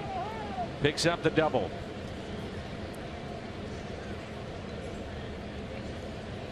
We always talk about the want to when it comes to base running. He's thinking double right out of the box. He's flying around first base, no hesitation at all. And that's, I mean, that's a base hit to left center is what that is. But speed makes it more than that. Here's Chris Carter.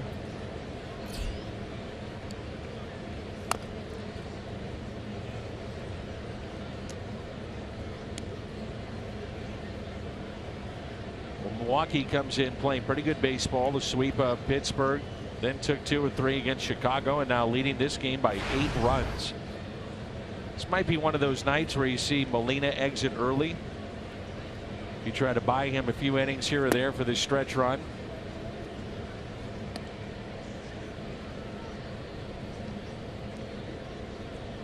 Club got into St. Louis about, what do you say, Rick, about 1 in the morning or so? 1, yeah, 1:15.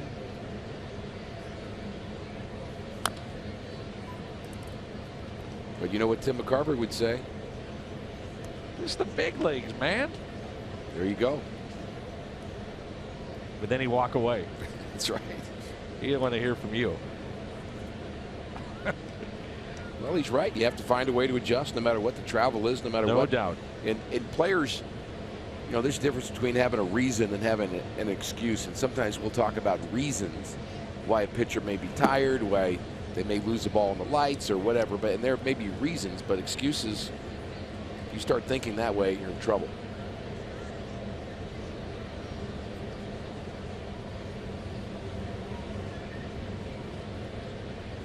Two pitch taken low and outside.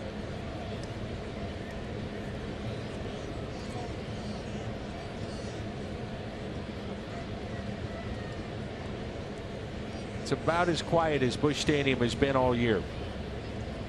3-2 pitch to Carter. May have changed the ball.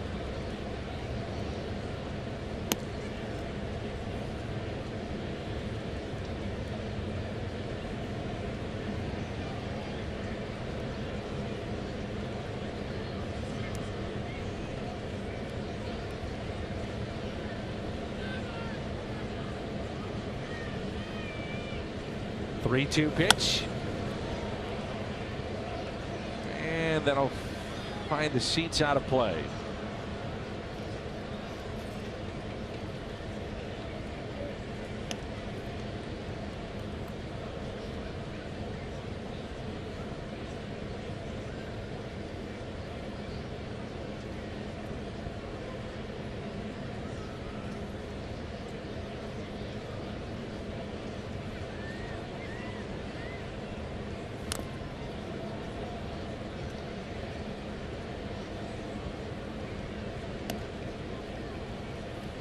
Well, I missed you, Dan. Glad to be back doing a game with you. Didn't know I was going to do two. Some were, I think, wondering whether or not you were sick before the game, or maybe they just came on at about the 4th inning. Hasn't made me feel any better, let's say that. Out to left, and the catch is made by Moss. Perez back to the bag at second base, and there's 2 down.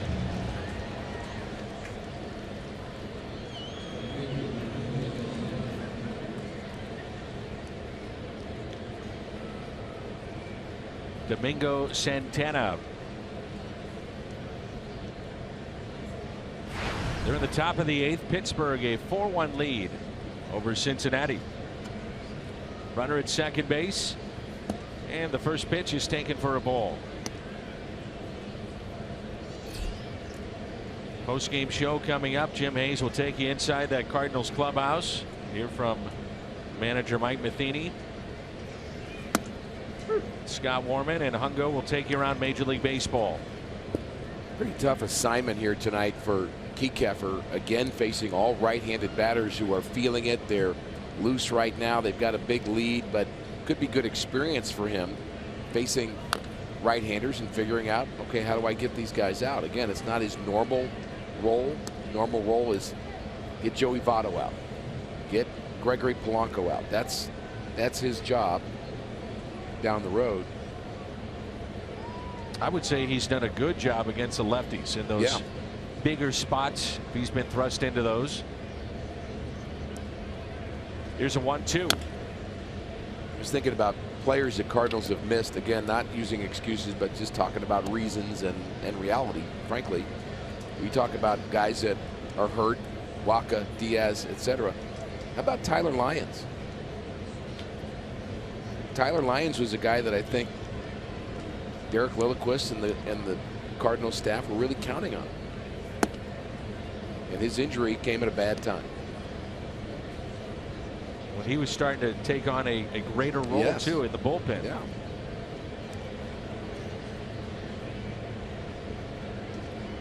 Two in the dirt.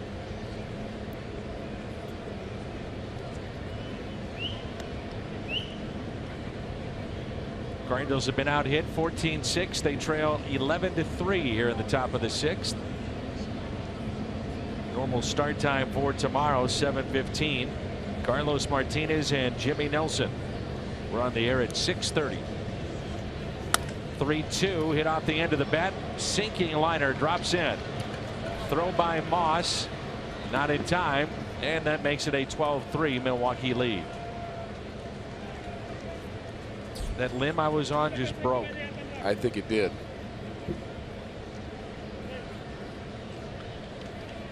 I'm also thinking of the graphic we had earlier that talked about the Cardinals' run differential against the Brewers this season. They've certainly eaten into that. 12-3 Milwaukee.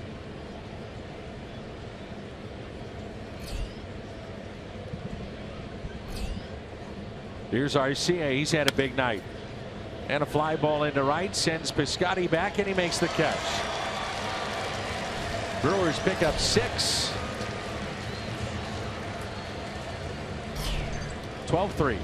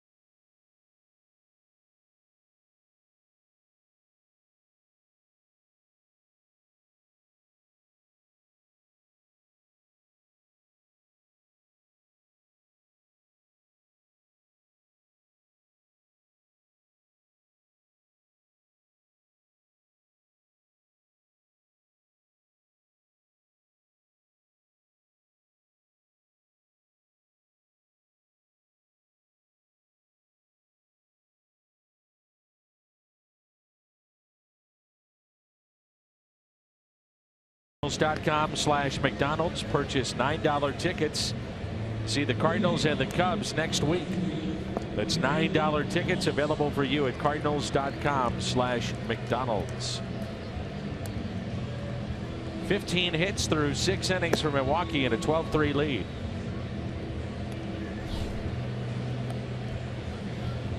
Brandon Moss will lead it off for St. Louis.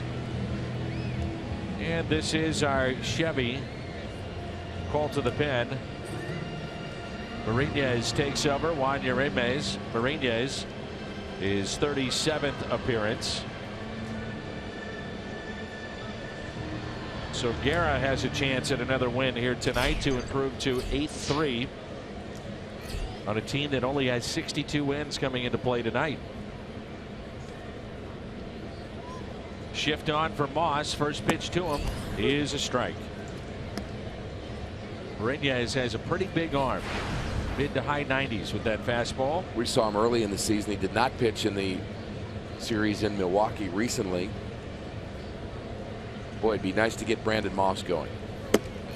You're talking about some of the keys here down in the final 3 weeks. This is one of them. And regardless of score, there's always something you can accomplish in a game. And I'm not saying it's not a difficult thing to swallow the score here, because it is. There's no question about that. But Moss can still use this as an opportunity to get his timing back. He's really been struggling, Dan, mostly as I've seen him in the last couple of weeks with off-speed pitches, changeup especially. There's the 0 for 28. That changeup has gotten him in between, late on the fastball, ahead of the changeup. 2-1. Moss hits it sharply to the shortstop Arcia, who's part of that shift.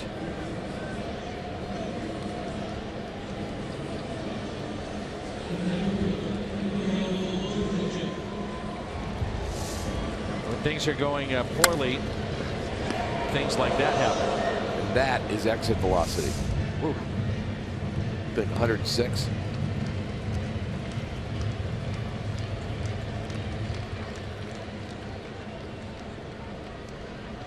Here's Randall Grichuk with 1 out and nobody on.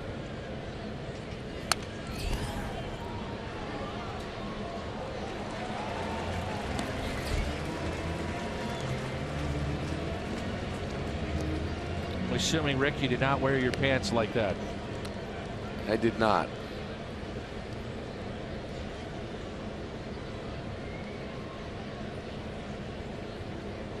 Here's the 0-1 to Randall Grichuk.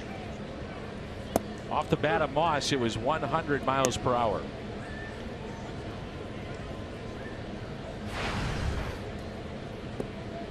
Oh, 0-2 the count. Grichuk is 1 for 2. The single back in inning number 2. Big gap in left center. And the slider misses. Jerry Davis, the home plate umpire, will always have a special place in my heart. As a young lad, Busch Stadium 2, after watching Bruce Sutter close out a Cardinal victory, I'd snuck down right behind home plate. And the umpires used to exit right behind home plate. Wait a minute, you did what? I did, Rick. I snuck down there.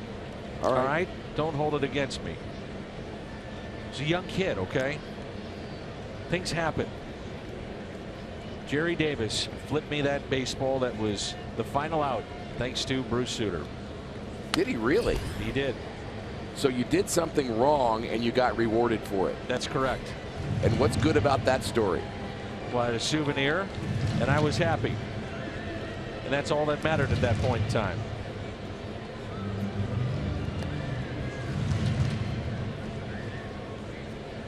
We all know you went to Virginia. You got no. I'm just thinking 4 or 5 GPA. I just think you owe the Cardinals a baseball, or Major League Baseball, a baseball. You know, you're on me a little too much here tonight. I'm a little bit testy. When Rob Manfred comes to the booth next time, I'm going to say, Mr. Manfred, I owed you this. That's right.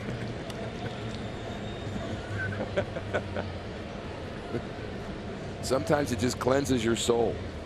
It's one of the moments at the ballpark I'll never forget. 2-2. I had a moment in college. We were at Georgia Tech and had a chance to see a Braves game. And I went to the game and I was screaming at George Foster, one of the outfielders. I don't know why. I was in college, just as you said, having fun. And I'm screaming, I'm yelling at him. He's a terrible. Of course, he was leading the league in home runs. But I'm screaming at him. Is this the year he hit 52? It's so maybe. So I get to meet him later. Very nice man. And I apologized to him. I said, you don't know that I did this. But about 10 years ago, I was at Fulton County Stadium and I was yelling at you, and I'm sorry. And he thought I was out of my mind. But so I'm suggesting you do the same thing. Well, who do I go apologize to? I think Rob Manfred is a good place to start. Let's get Manfred on the line, guys. Rob, it's Dan. What? Dial tone. The 2-2 pitch. And there's a base hit for Grichuk, his second hit of the night. If you do get him, tell him I don't like some of those new rules they're thinking about. I'll be sure to pass that along. Nice swing by Grichuk. Good balance and timing and finish. As a former pitcher and a former coach in professional baseball, would it bother you, a pitch clock at 20 seconds? For some guys, I guess it would, but for others, it shouldn't be a big deal. I don't think I would like it as a clock. I think clock and baseball don't go together generally. And whether you're a pitcher, or I just think the clock, if you have, I mean, it's already a rule, Dan, for goodness sakes. Right. Just enforce it. You don't need a clock. It's like you're having a rule to enforce the rule. Just say we're going to make it 20 seconds, and then pitchers will figure out what that means. And, you know, 20 seconds is a fair amount of time.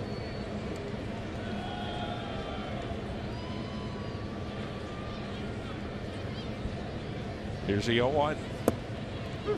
Been doing some numbers. I owe the DeWitt family some money, too. I used to sneak into the ballpark a lot too as a kid, but I guess we don't need to go down that road. Wow. Just had to know the right people. Gates sometimes would be open later. Sneak down. And then by that time, Rick, you knew some of the season ticket holders that would leave early, and maybe or maybe not, they had seats that were very close to the field.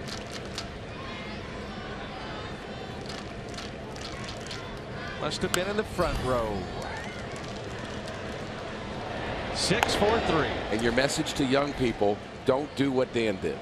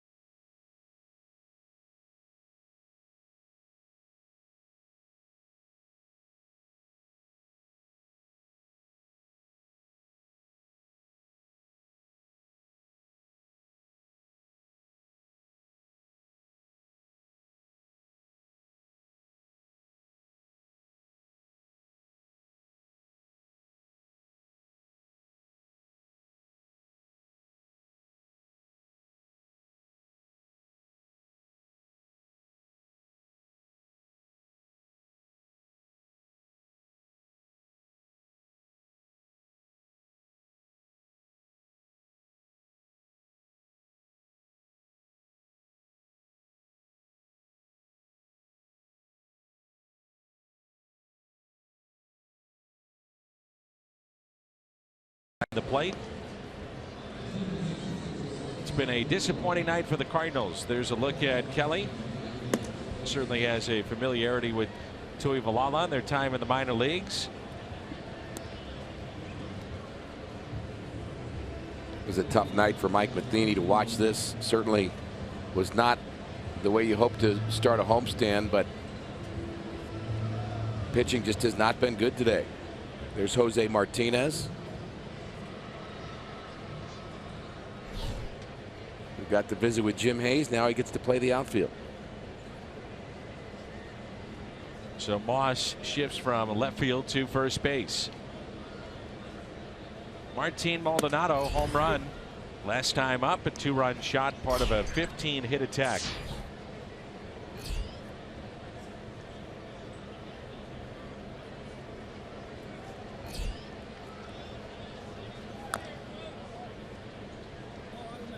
What a great moment it was the other day in Pittsburgh for Carson Kelly. Caught 3 innings, picked up his first major league hit in front of mom and dad. Scored a run.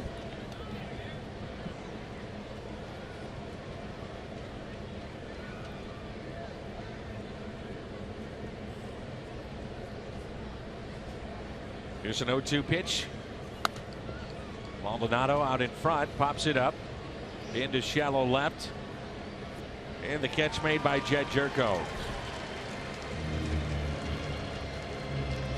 What is the next step, in your opinion, with Sam Tuivailala? Well, that's a really good question. You know, he's been a bit of an enigma to me because last year I thought he was on a quick rise and a quick trajectory to be a late inning guy soon. I mean, 8th, 9th inning guy at the big league level because he developed the cutter, had the high power fastball, and was at the minor league level a strike thrower. Hadn't been pitching that long, and I thought, okay, now he's getting more innings, he's going to get better and better, but he's taken a couple of steps backwards. But now he's gone forward again as a closer in Memphis this year. So I think the ceiling is still high for Sam. The question is consistency.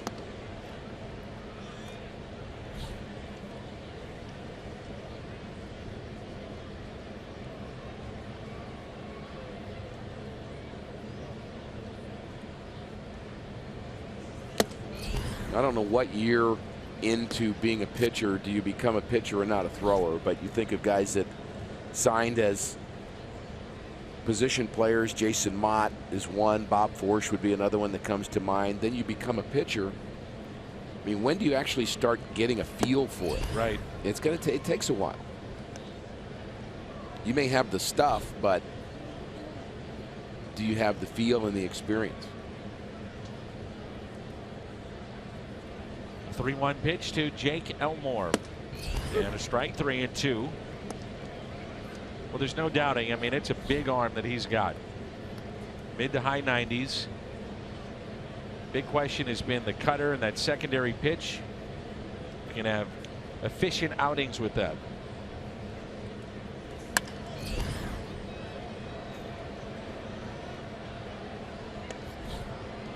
Three and two with 1 out, nobody on. 12-3 our score. Elmore has appeared in 47 games this year for Milwaukee, and his average sits at 210. Outfield shading him to the opposite field, and it's a 1-out walk.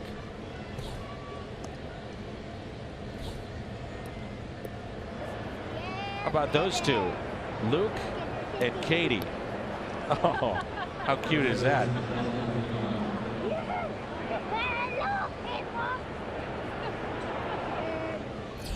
That was awesome. A great shot. That was terrific.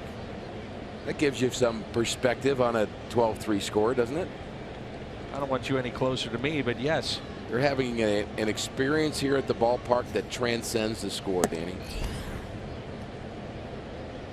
Looked like Luke had a lot of autographs on that shirt that he has. I saw Scott Terry. I could read it. He may have been to a Cardinal camp. Could be. Now that's a cutie right there.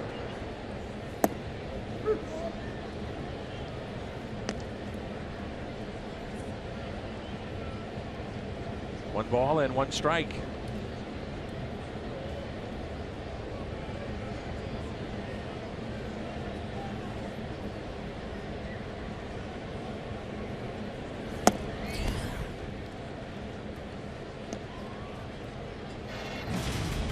One and two the count. Jonathan VR. It's a switch hitter. A couple of home runs against the Cubs. Then from this side of the plate, he has had a breakout season for Milwaukee. Talked about it earlier. A lot of errors, but a lot of excitement around him too, considering that he can play potentially the outfield. Certainly a stolen base threat. Shortstop, third baseman.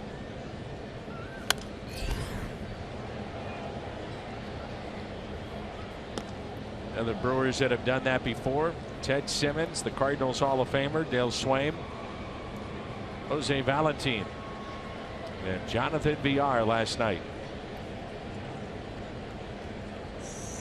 Wonder if he'll get to the point where he will cut down on his strikeouts. That's his one maybe difficult part of his game at this point. He walks a lot, but he strikes out a lot, which of course defines the Milwaukee Brewers in general. They have more strikeouts than any team in the National League, but they also walk a lot.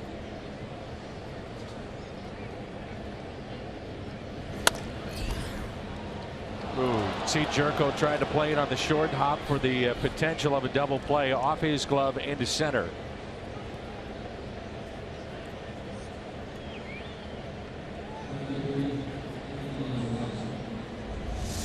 We'll see how they rule this. Tough short hop. I think it would be an error.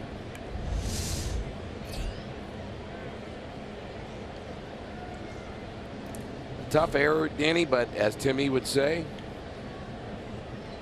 this is the big leagues. Sounded just like him. We'll catch up with Tim in San Francisco. Been a lot of fun for me this year, working with 4 different analysts and guys from different eras, all with a special connection to the St. Louis Cardinals.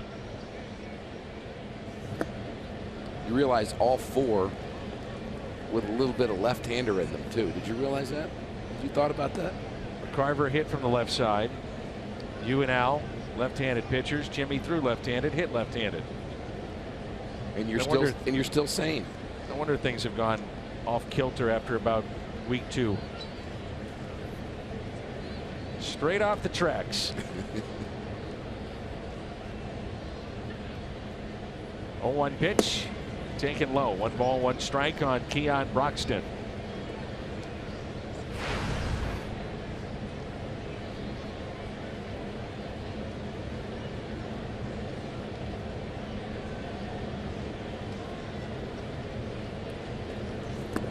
In the dirt. Birthday wishes to Rex Sinkfield. Rex is brought the Chess Hall of Fame to the Central West End. Very community minded. Huge Cardinal fan, and he'll be celebrating his birthday tomorrow at the ballpark with many of the Hall of Famers. Terrific. Here's a 2-1 pitch.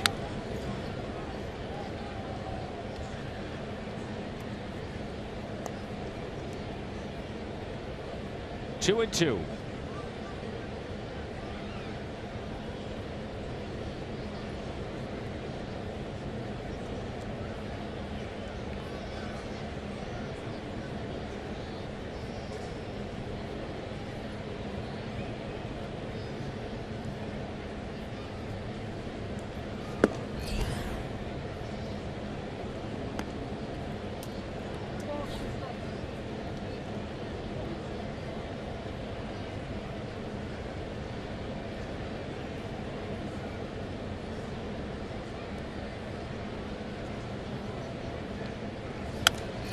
Out of play. 23 pitches here for Tuivalu, all-star in the minor leagues. I think this gives you a pretty good indication of the difference of being a minor league closer. Yeah. And now he's in a game in which Cardinals trail 12-3, and it's a grind through these at-bats. Well, the hitters are able to foul off pitches that they may be missing in AAA. They're offering at pitches that are out of the zone. And you know, AAA players are good players, don't get me wrong, but this is the game's best at this level. They're just a notch above, and it's very difficult to fool them, very difficult to get them on their front foot.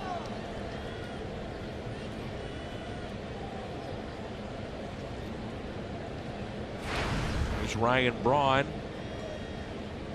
Bases loaded, 1 out. As an RBI, actually 2 tonight. A run scored and was hit by a pitch.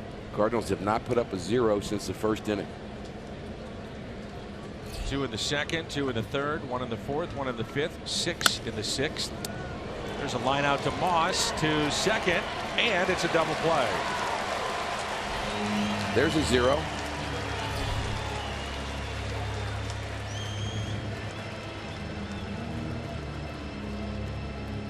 Brewers will not challenge. Time to stretch.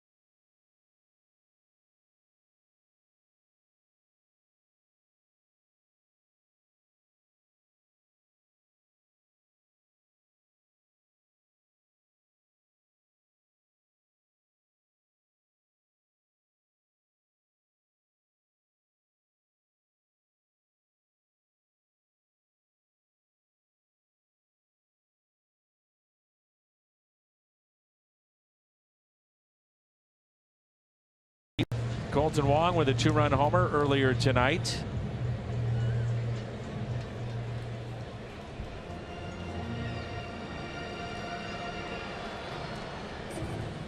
New pitcher in is Brent Suter, lefty for Milwaukee. We didn't see him in Milwaukee either. He's the only lefty they had in their bullpen, and told he doesn't really throw more than 84 miles an hour. He just knows how to take a little off, put a little on. That's what pitching is. Locate. Wong pulls it foul for strike 2. Also, let's face it, when you play for 6 months, more times than not, you're facing a guy that's coming out of the bullpen that's at least 90, 91, 92. So a little change of pace here.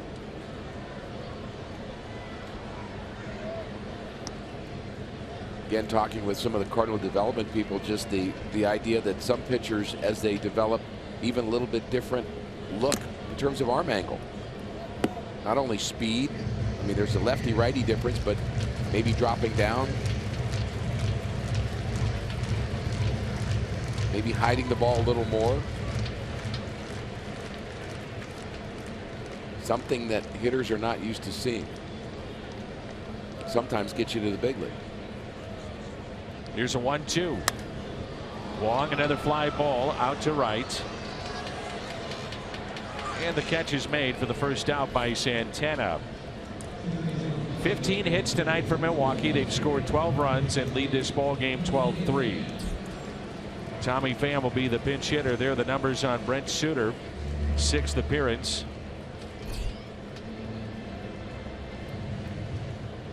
Gateway Honda home run inning. Cardinals hit a home run. The Gateway Honda dealers donate $1,000 to the Make-A-Wish Foundation of Missouri.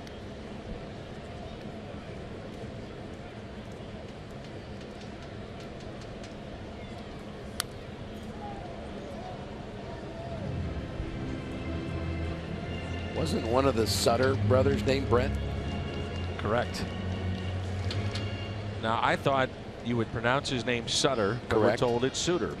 Just one T, but it is Suter.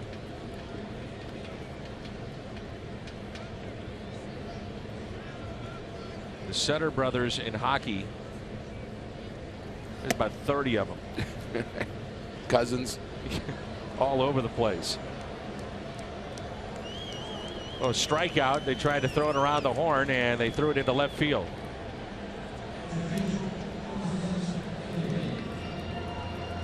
Hyundai pitch arsenal on this lefty. Fastball, slider, curve, change. So 2 outs, nobody on. Here's Carson Kelly. First major league hit was at PNC Park, a double into left center field. Drops in for a strike. And this is, at some point, the catcher of the future for the Cardinals. Valuable experience for him here in September. Had a very good season. Double-A All-Star. Gold Glove catcher a year ago. And Cardinal fans are used to that, aren't they? Without a doubt.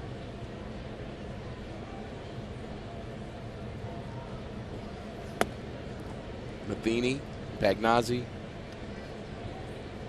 Molina. Go back to even Ted Simmons. Not known for the defense, but the offense.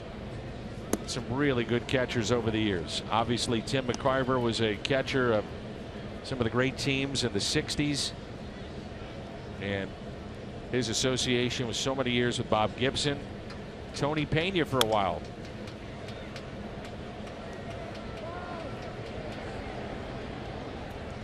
We didn't know much about this guy, Mike Matheny, when he came to St. Louis, and we found out quickly, especially, and I still haven't seen a catcher block balls any better than he does. I would agree.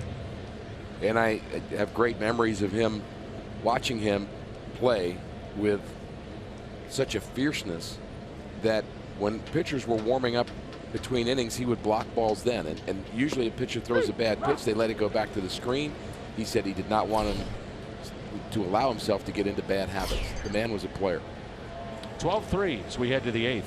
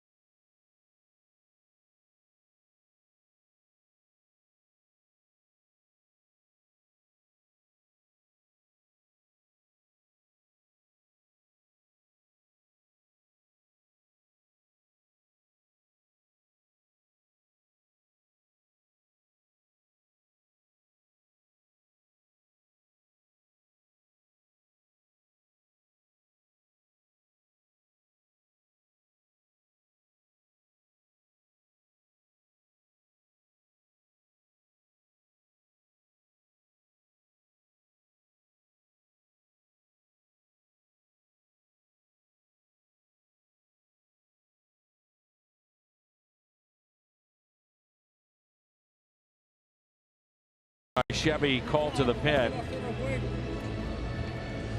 You know, one of the guys that we overlooked, talking about the great catchers, the late Darryl Porter, MVP of the 1982 World Series. Terrific teammate.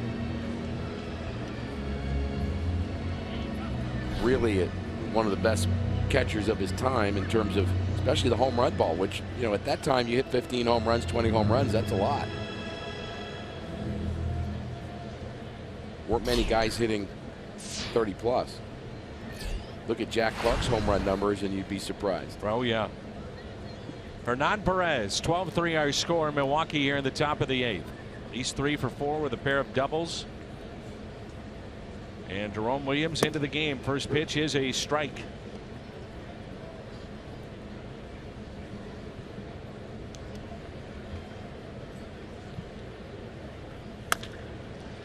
And a base hit into left.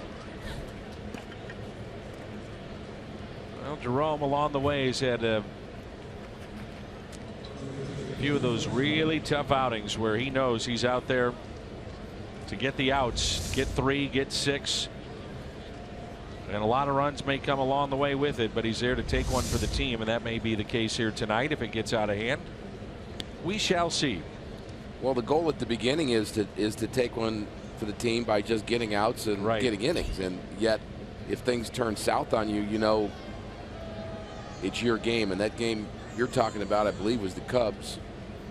He's had 2 of them. The bad one I remember was in Chicago.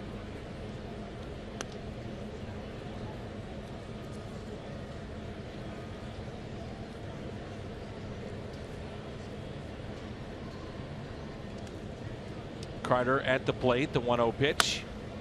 Off the end of the bat and a base hit. His first hit of the night, 1 for 4.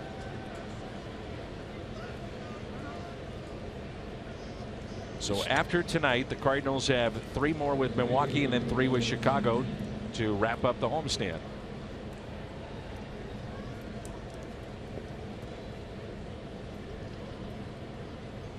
$17 hits for Milwaukee.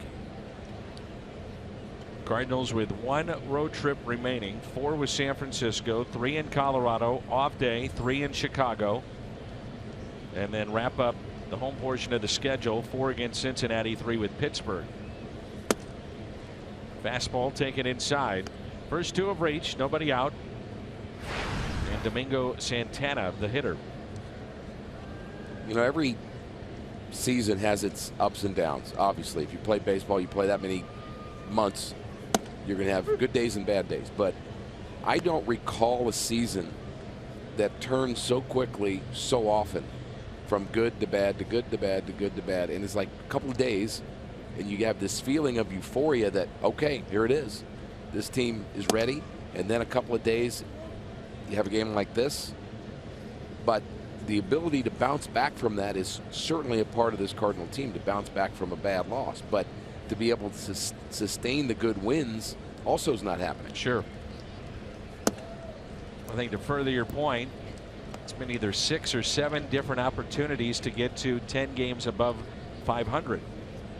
And they haven't been able to do that.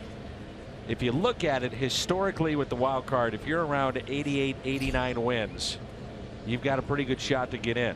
And if the Cardinals are to do that, they would have to probably win around 15, 16, 17 games that are remaining on their schedule. So it's not going to be easy, especially when you look at the final road trip where Major League Baseball has set it up, where they play outside the division in 2 very tough places to play in San Francisco and Colorado. I think ideally you'd like to be, if you're Major League Baseball, having teams play within the division. That's a fair ball. Peralta to second. And there's 1 down. No chance for Wong to get the runner going down the first base line. Runners at the corners, and there's 1 out. Do you agree with that? I mean, you know, those head-to-heads, if the Cardinals were tight with Chicago and still had 6 games remaining. But on the flip side, you say it's worked out with the wild card where you've got San Francisco and St. Louis, and maybe that series at AT&T Park decides both fates. Exactly. And I'm looking forward to that. I think it's going to be a great series. The Giants are a little bit like the Cardinals in the vein I was talking about good, then bad, then good, then bad. Rick, the Giants at the All-Star break had the best record in baseball by a 3-game lead. They have won 16 games total in the second half.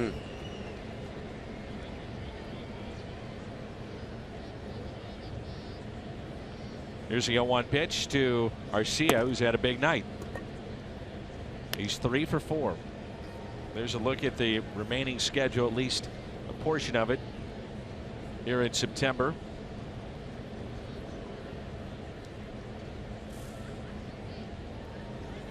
Now, with what you've said, I would say from the outside looking in of other teams around Major League Baseball, you look at this Cardinals team that hits a ton of home runs and they say, I'm not so sure I want to play these guys. Exactly right. I'm not sure I'd want to face Carlos Martinez in a 1-game playoff.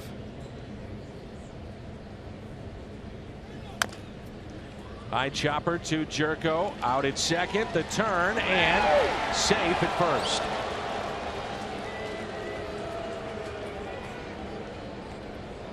Immediately, Mike Matheny hopping onto the top step of the dugout.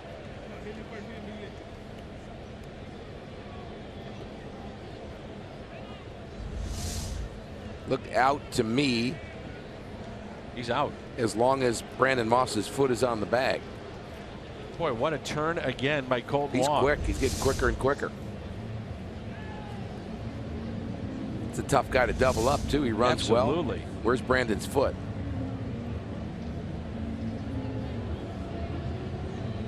I believe he's going to be called out.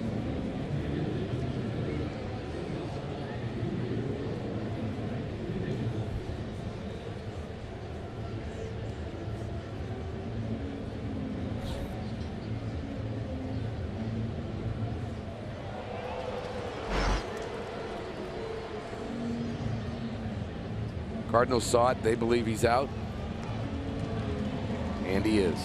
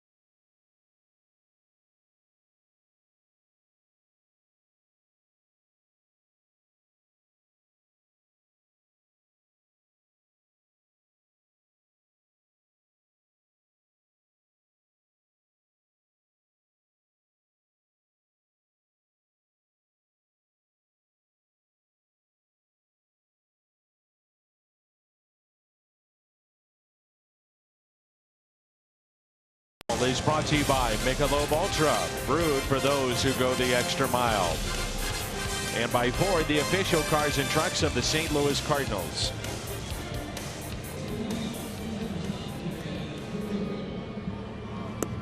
See that shot right there? That looks like San Francisco.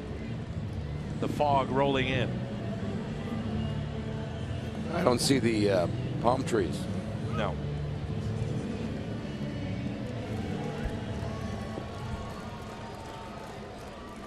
Here's Jed Jerko, followed by Piscotty, and then Martinez. Rowan is the new pitcher. Ben Rowan, third appearance of the season, and an ERA that's probably on the decline. It sits at 27. Diving stop, long throw, and up the line, and Jerko is aboard.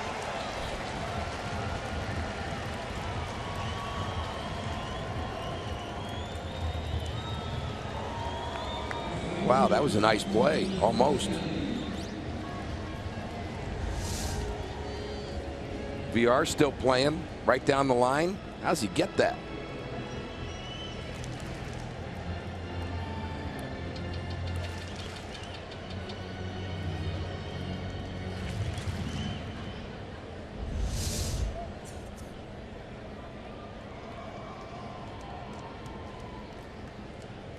Greg Garcia is the pinch runner.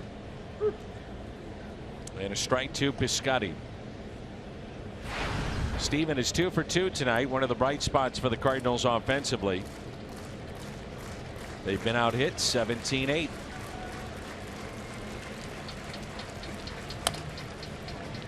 Little tapper hit left side. And there's one away as Garcia advances to second base. Are we going to get a first major league hit in this inning? That's reason enough to stick around. There you go. So Jose Martinez 0 for 1, did pinch hit the other night in Pittsburgh. Hit .278 at AAA this year. Batting champion the year before in AAA. He's with Kansas City, picked up in a deal with the Cardinals.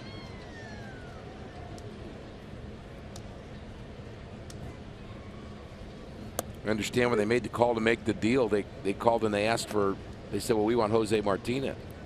And the Royals said, which one?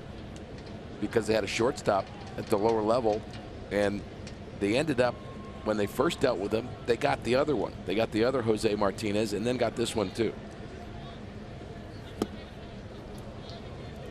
Martinez wins a batting title but does not get called up to the major leagues. Any other situation, boy, that's tough.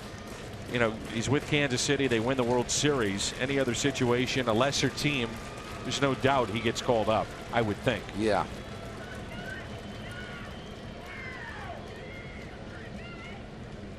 Here's an 0-2 pitch.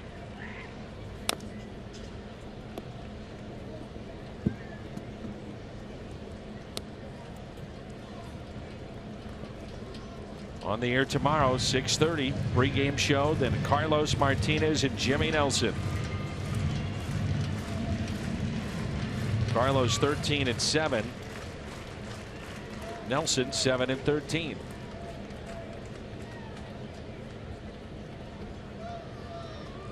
Here's the 0-2.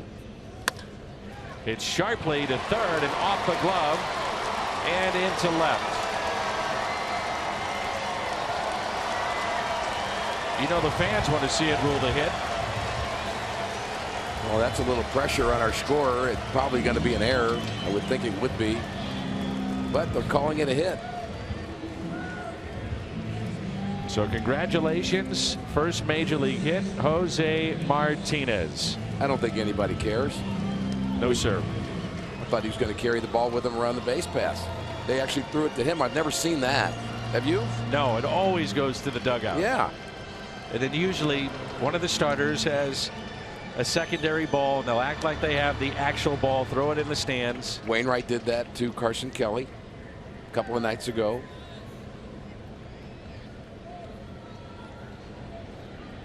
Moss is 0 for 3. And there it is. Finally gets that base hit. He had hit the ball hard twice tonight.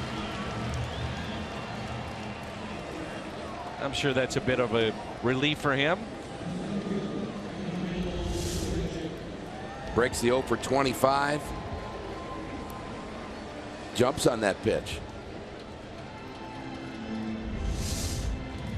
Runners at first and second. And the batter will be Randall Grichuk.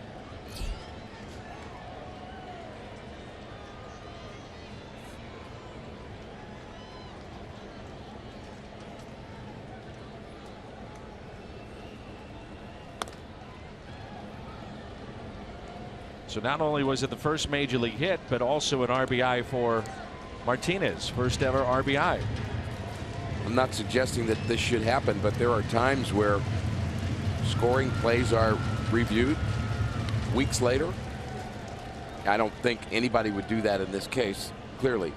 But wouldn't that be brutal? Oh, man. By the way, you find out maybe second to last day of the season, you've got one hit on the year. You remember that game that was played back on, oh, you remember it, the game that you got that first hit, September 8th? I don't even think the pitcher would want that changed. Grichuk strikes out.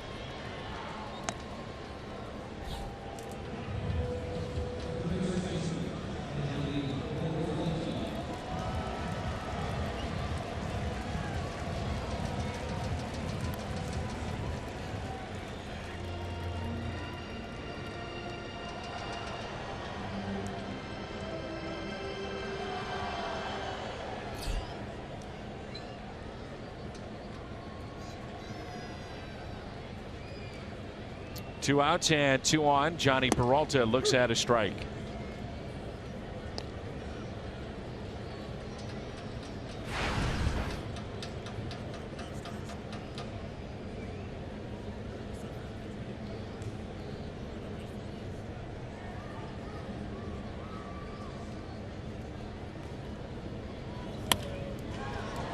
Fly ball into center.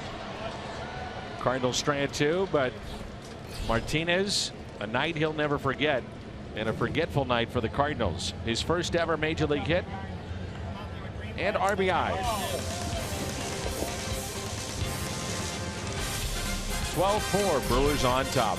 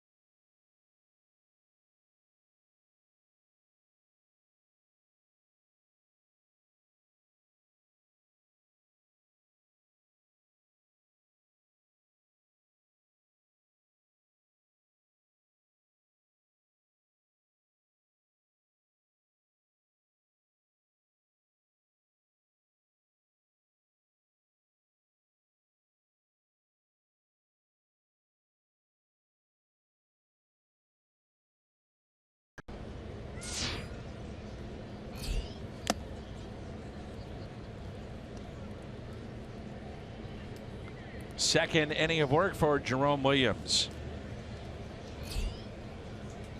And the 0-1 pitch is taken for a ball. Andrew Susac is at the plate. His first plate appearance of the night. Took over behind the dish. Last inning for Milwaukee. We're in the ninth, and it's 12-4 Brewers. Pittsburgh holds on. They defeat Cincinnati 4-1. Post-game show will get you caught up on the wild card standings.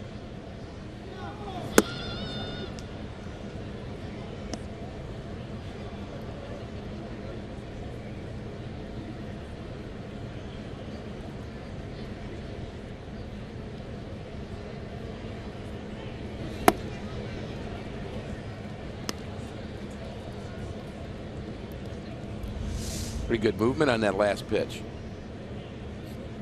Little sink.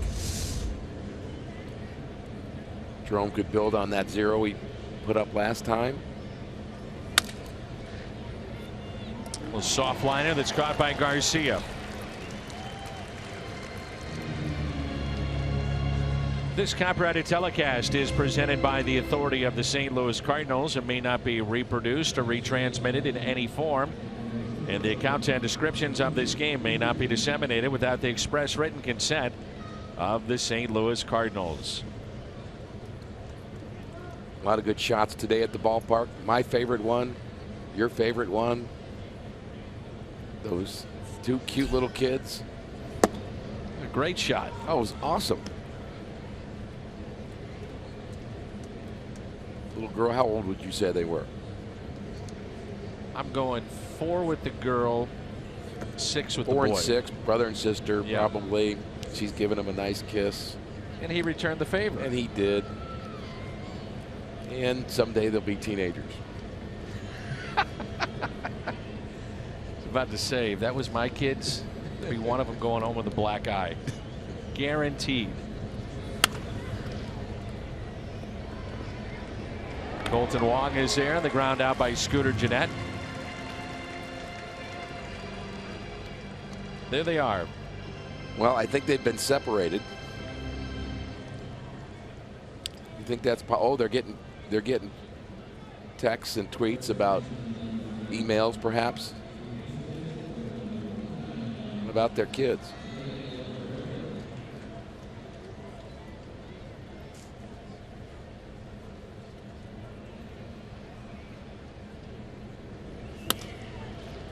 Fly ball lifted out to right center. 2 scoreless innings for Jerome Williams.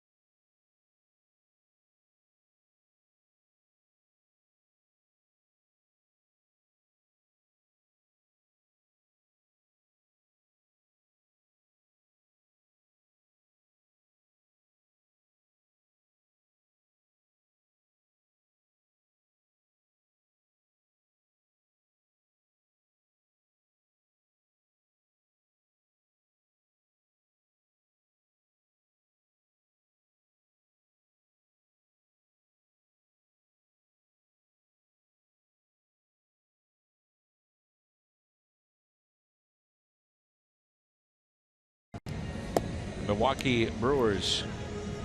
At times he's been magnificent this year. That was too easy. It was too easy and beneath you. Whatever.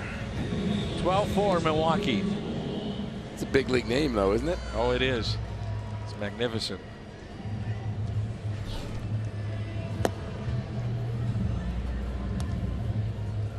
Well, there are some people that still believe what Danny said will come into fruition. A Cardinal victory, a big comeback. The rally caps are in force. Never say never. What do you do though if you're a baby? You just put the little headband on the other side. Rally rose? headband. I think that's what she's got working there. Yeah. Just curious. Here's Colton Wong. He is homered tonight. And that's strike 1.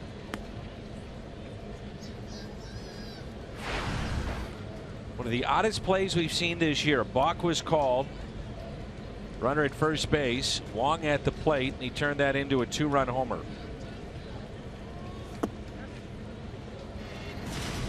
This is back in the 4th inning.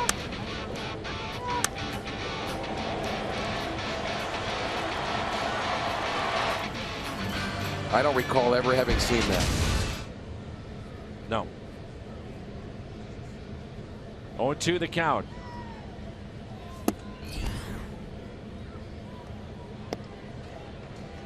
So if Colton wouldn't have swung at the pitch, the balk would have been called. Runner would have gone to second. That was a good moment, Dan, but there haven't been enough of them.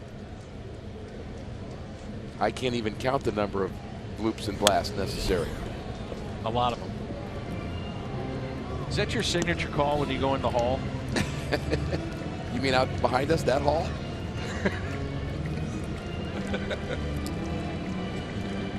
Loops, blasts. Ladies and gentlemen, welcome to the podium and entering my signature baseball's Hall of Fame, Mr. Bloop and Blast. My signature call is, what in the world are you talking about, Dan? I believe I've said that a few times.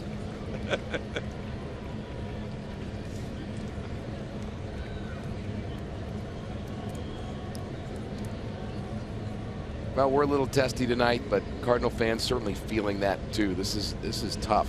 It's really tough. Opening day of a homestand. Realize there's 24 games left. That's it. Crowd of 40,416 tonight. 40416. 3-2 pitch to Colton Wong. And it's a leadoff walk.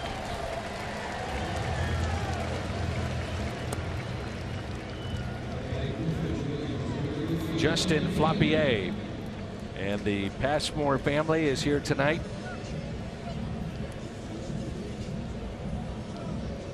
Justin, the leader of that group. So the Floppiers and the Passmores here.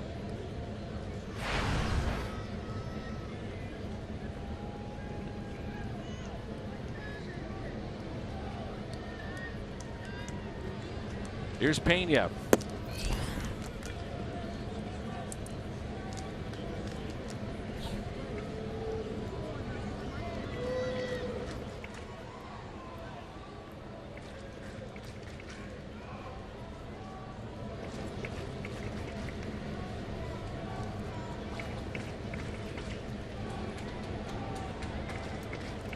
Well, you know why this inning is important, not only for a comeback, but 6 is a serious number. Of course. Here's a 1-0. 2 balls and no strikes.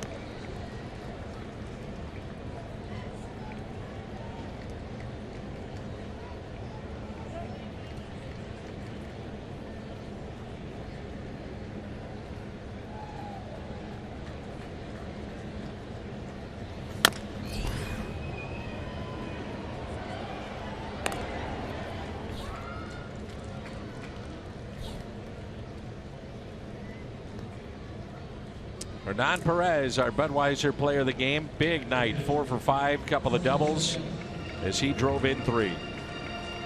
Really good player, does a lot of things well. We saw his speed. He hustled in this game and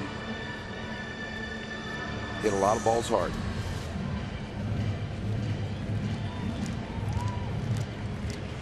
I want you to get some chicken noodle soup, Rick. Good All right. night's sleep. All right. Come back ready to go tomorrow for game 2. I'll be ready. Here's Carson Kelly.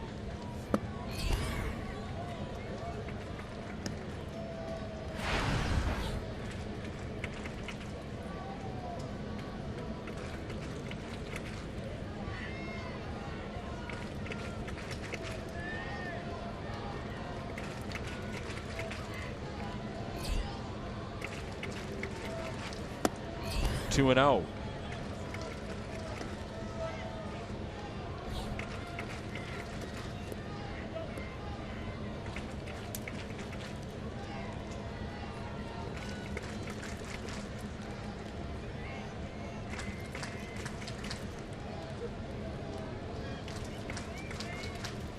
Oh, watch out. Pitch at 96.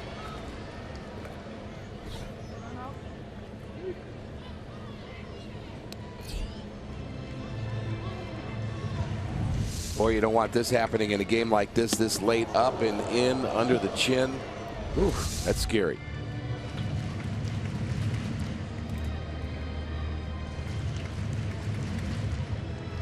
Three 3-0 with one out. Runner at third.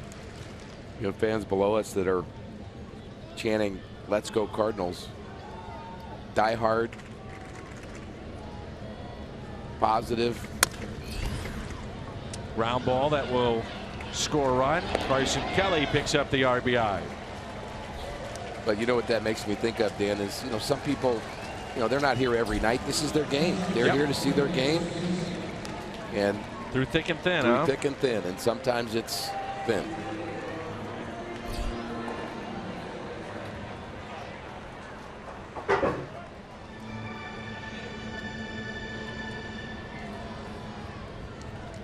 That young man has had to have had, what, a bag of cotton candy, a couple of sodas.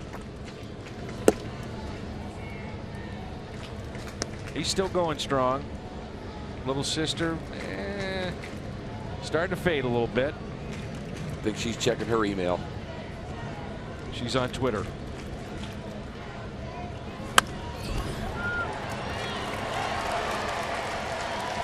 Matter of fact, I just started following her, and it says, can you believe this game? OMG. Any emojis in that too, or no? No. I really do believe this. I've heard people say this before, Dan, but I believe it 100%. For that family right there, when those kids 4 and 2, they're going to remember. They're going to remember 10 years from now, Mom and Dad taking me to a game. And people and they say, well, what was it like? Did the Cardinals win? Oh, I don't remember, but we had a great time. And honestly, there's something to the experience of being here for a young kid. The magic of it, the immenseness of it, when you've got 40,000 people in a ballpark.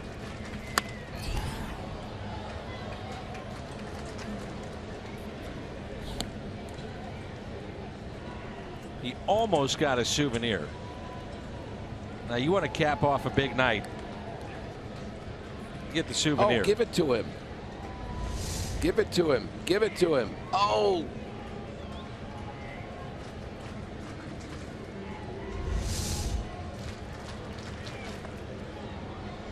Oh, 2 the count.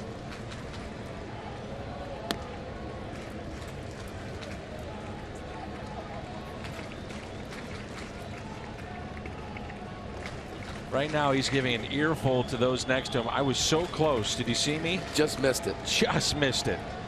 May even nicked off my glove.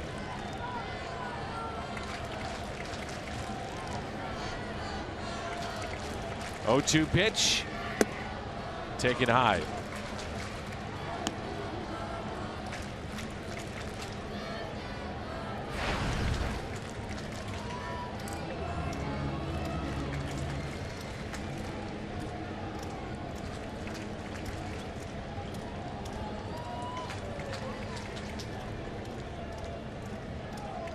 The 1-2. Rosario ground ball to third. This game comes to a close. Milwaukee holds on. 12-5 the final. Well, I don't think there's any other way to say it, Dan, that this was just a clunker. This is just a bad game all the way around. Rough start for Jaime Garcia. The Cardinals bullpen struggled, but we are hoping that that young lady and that young boy go home with smiles on their faces and remember a good time at the ballpark. Good stuff there. Post-game show comes your way next. The final of 12-5. A reminder that tomorrow we're on the air at 6:30. Carlos Martinez makes that start.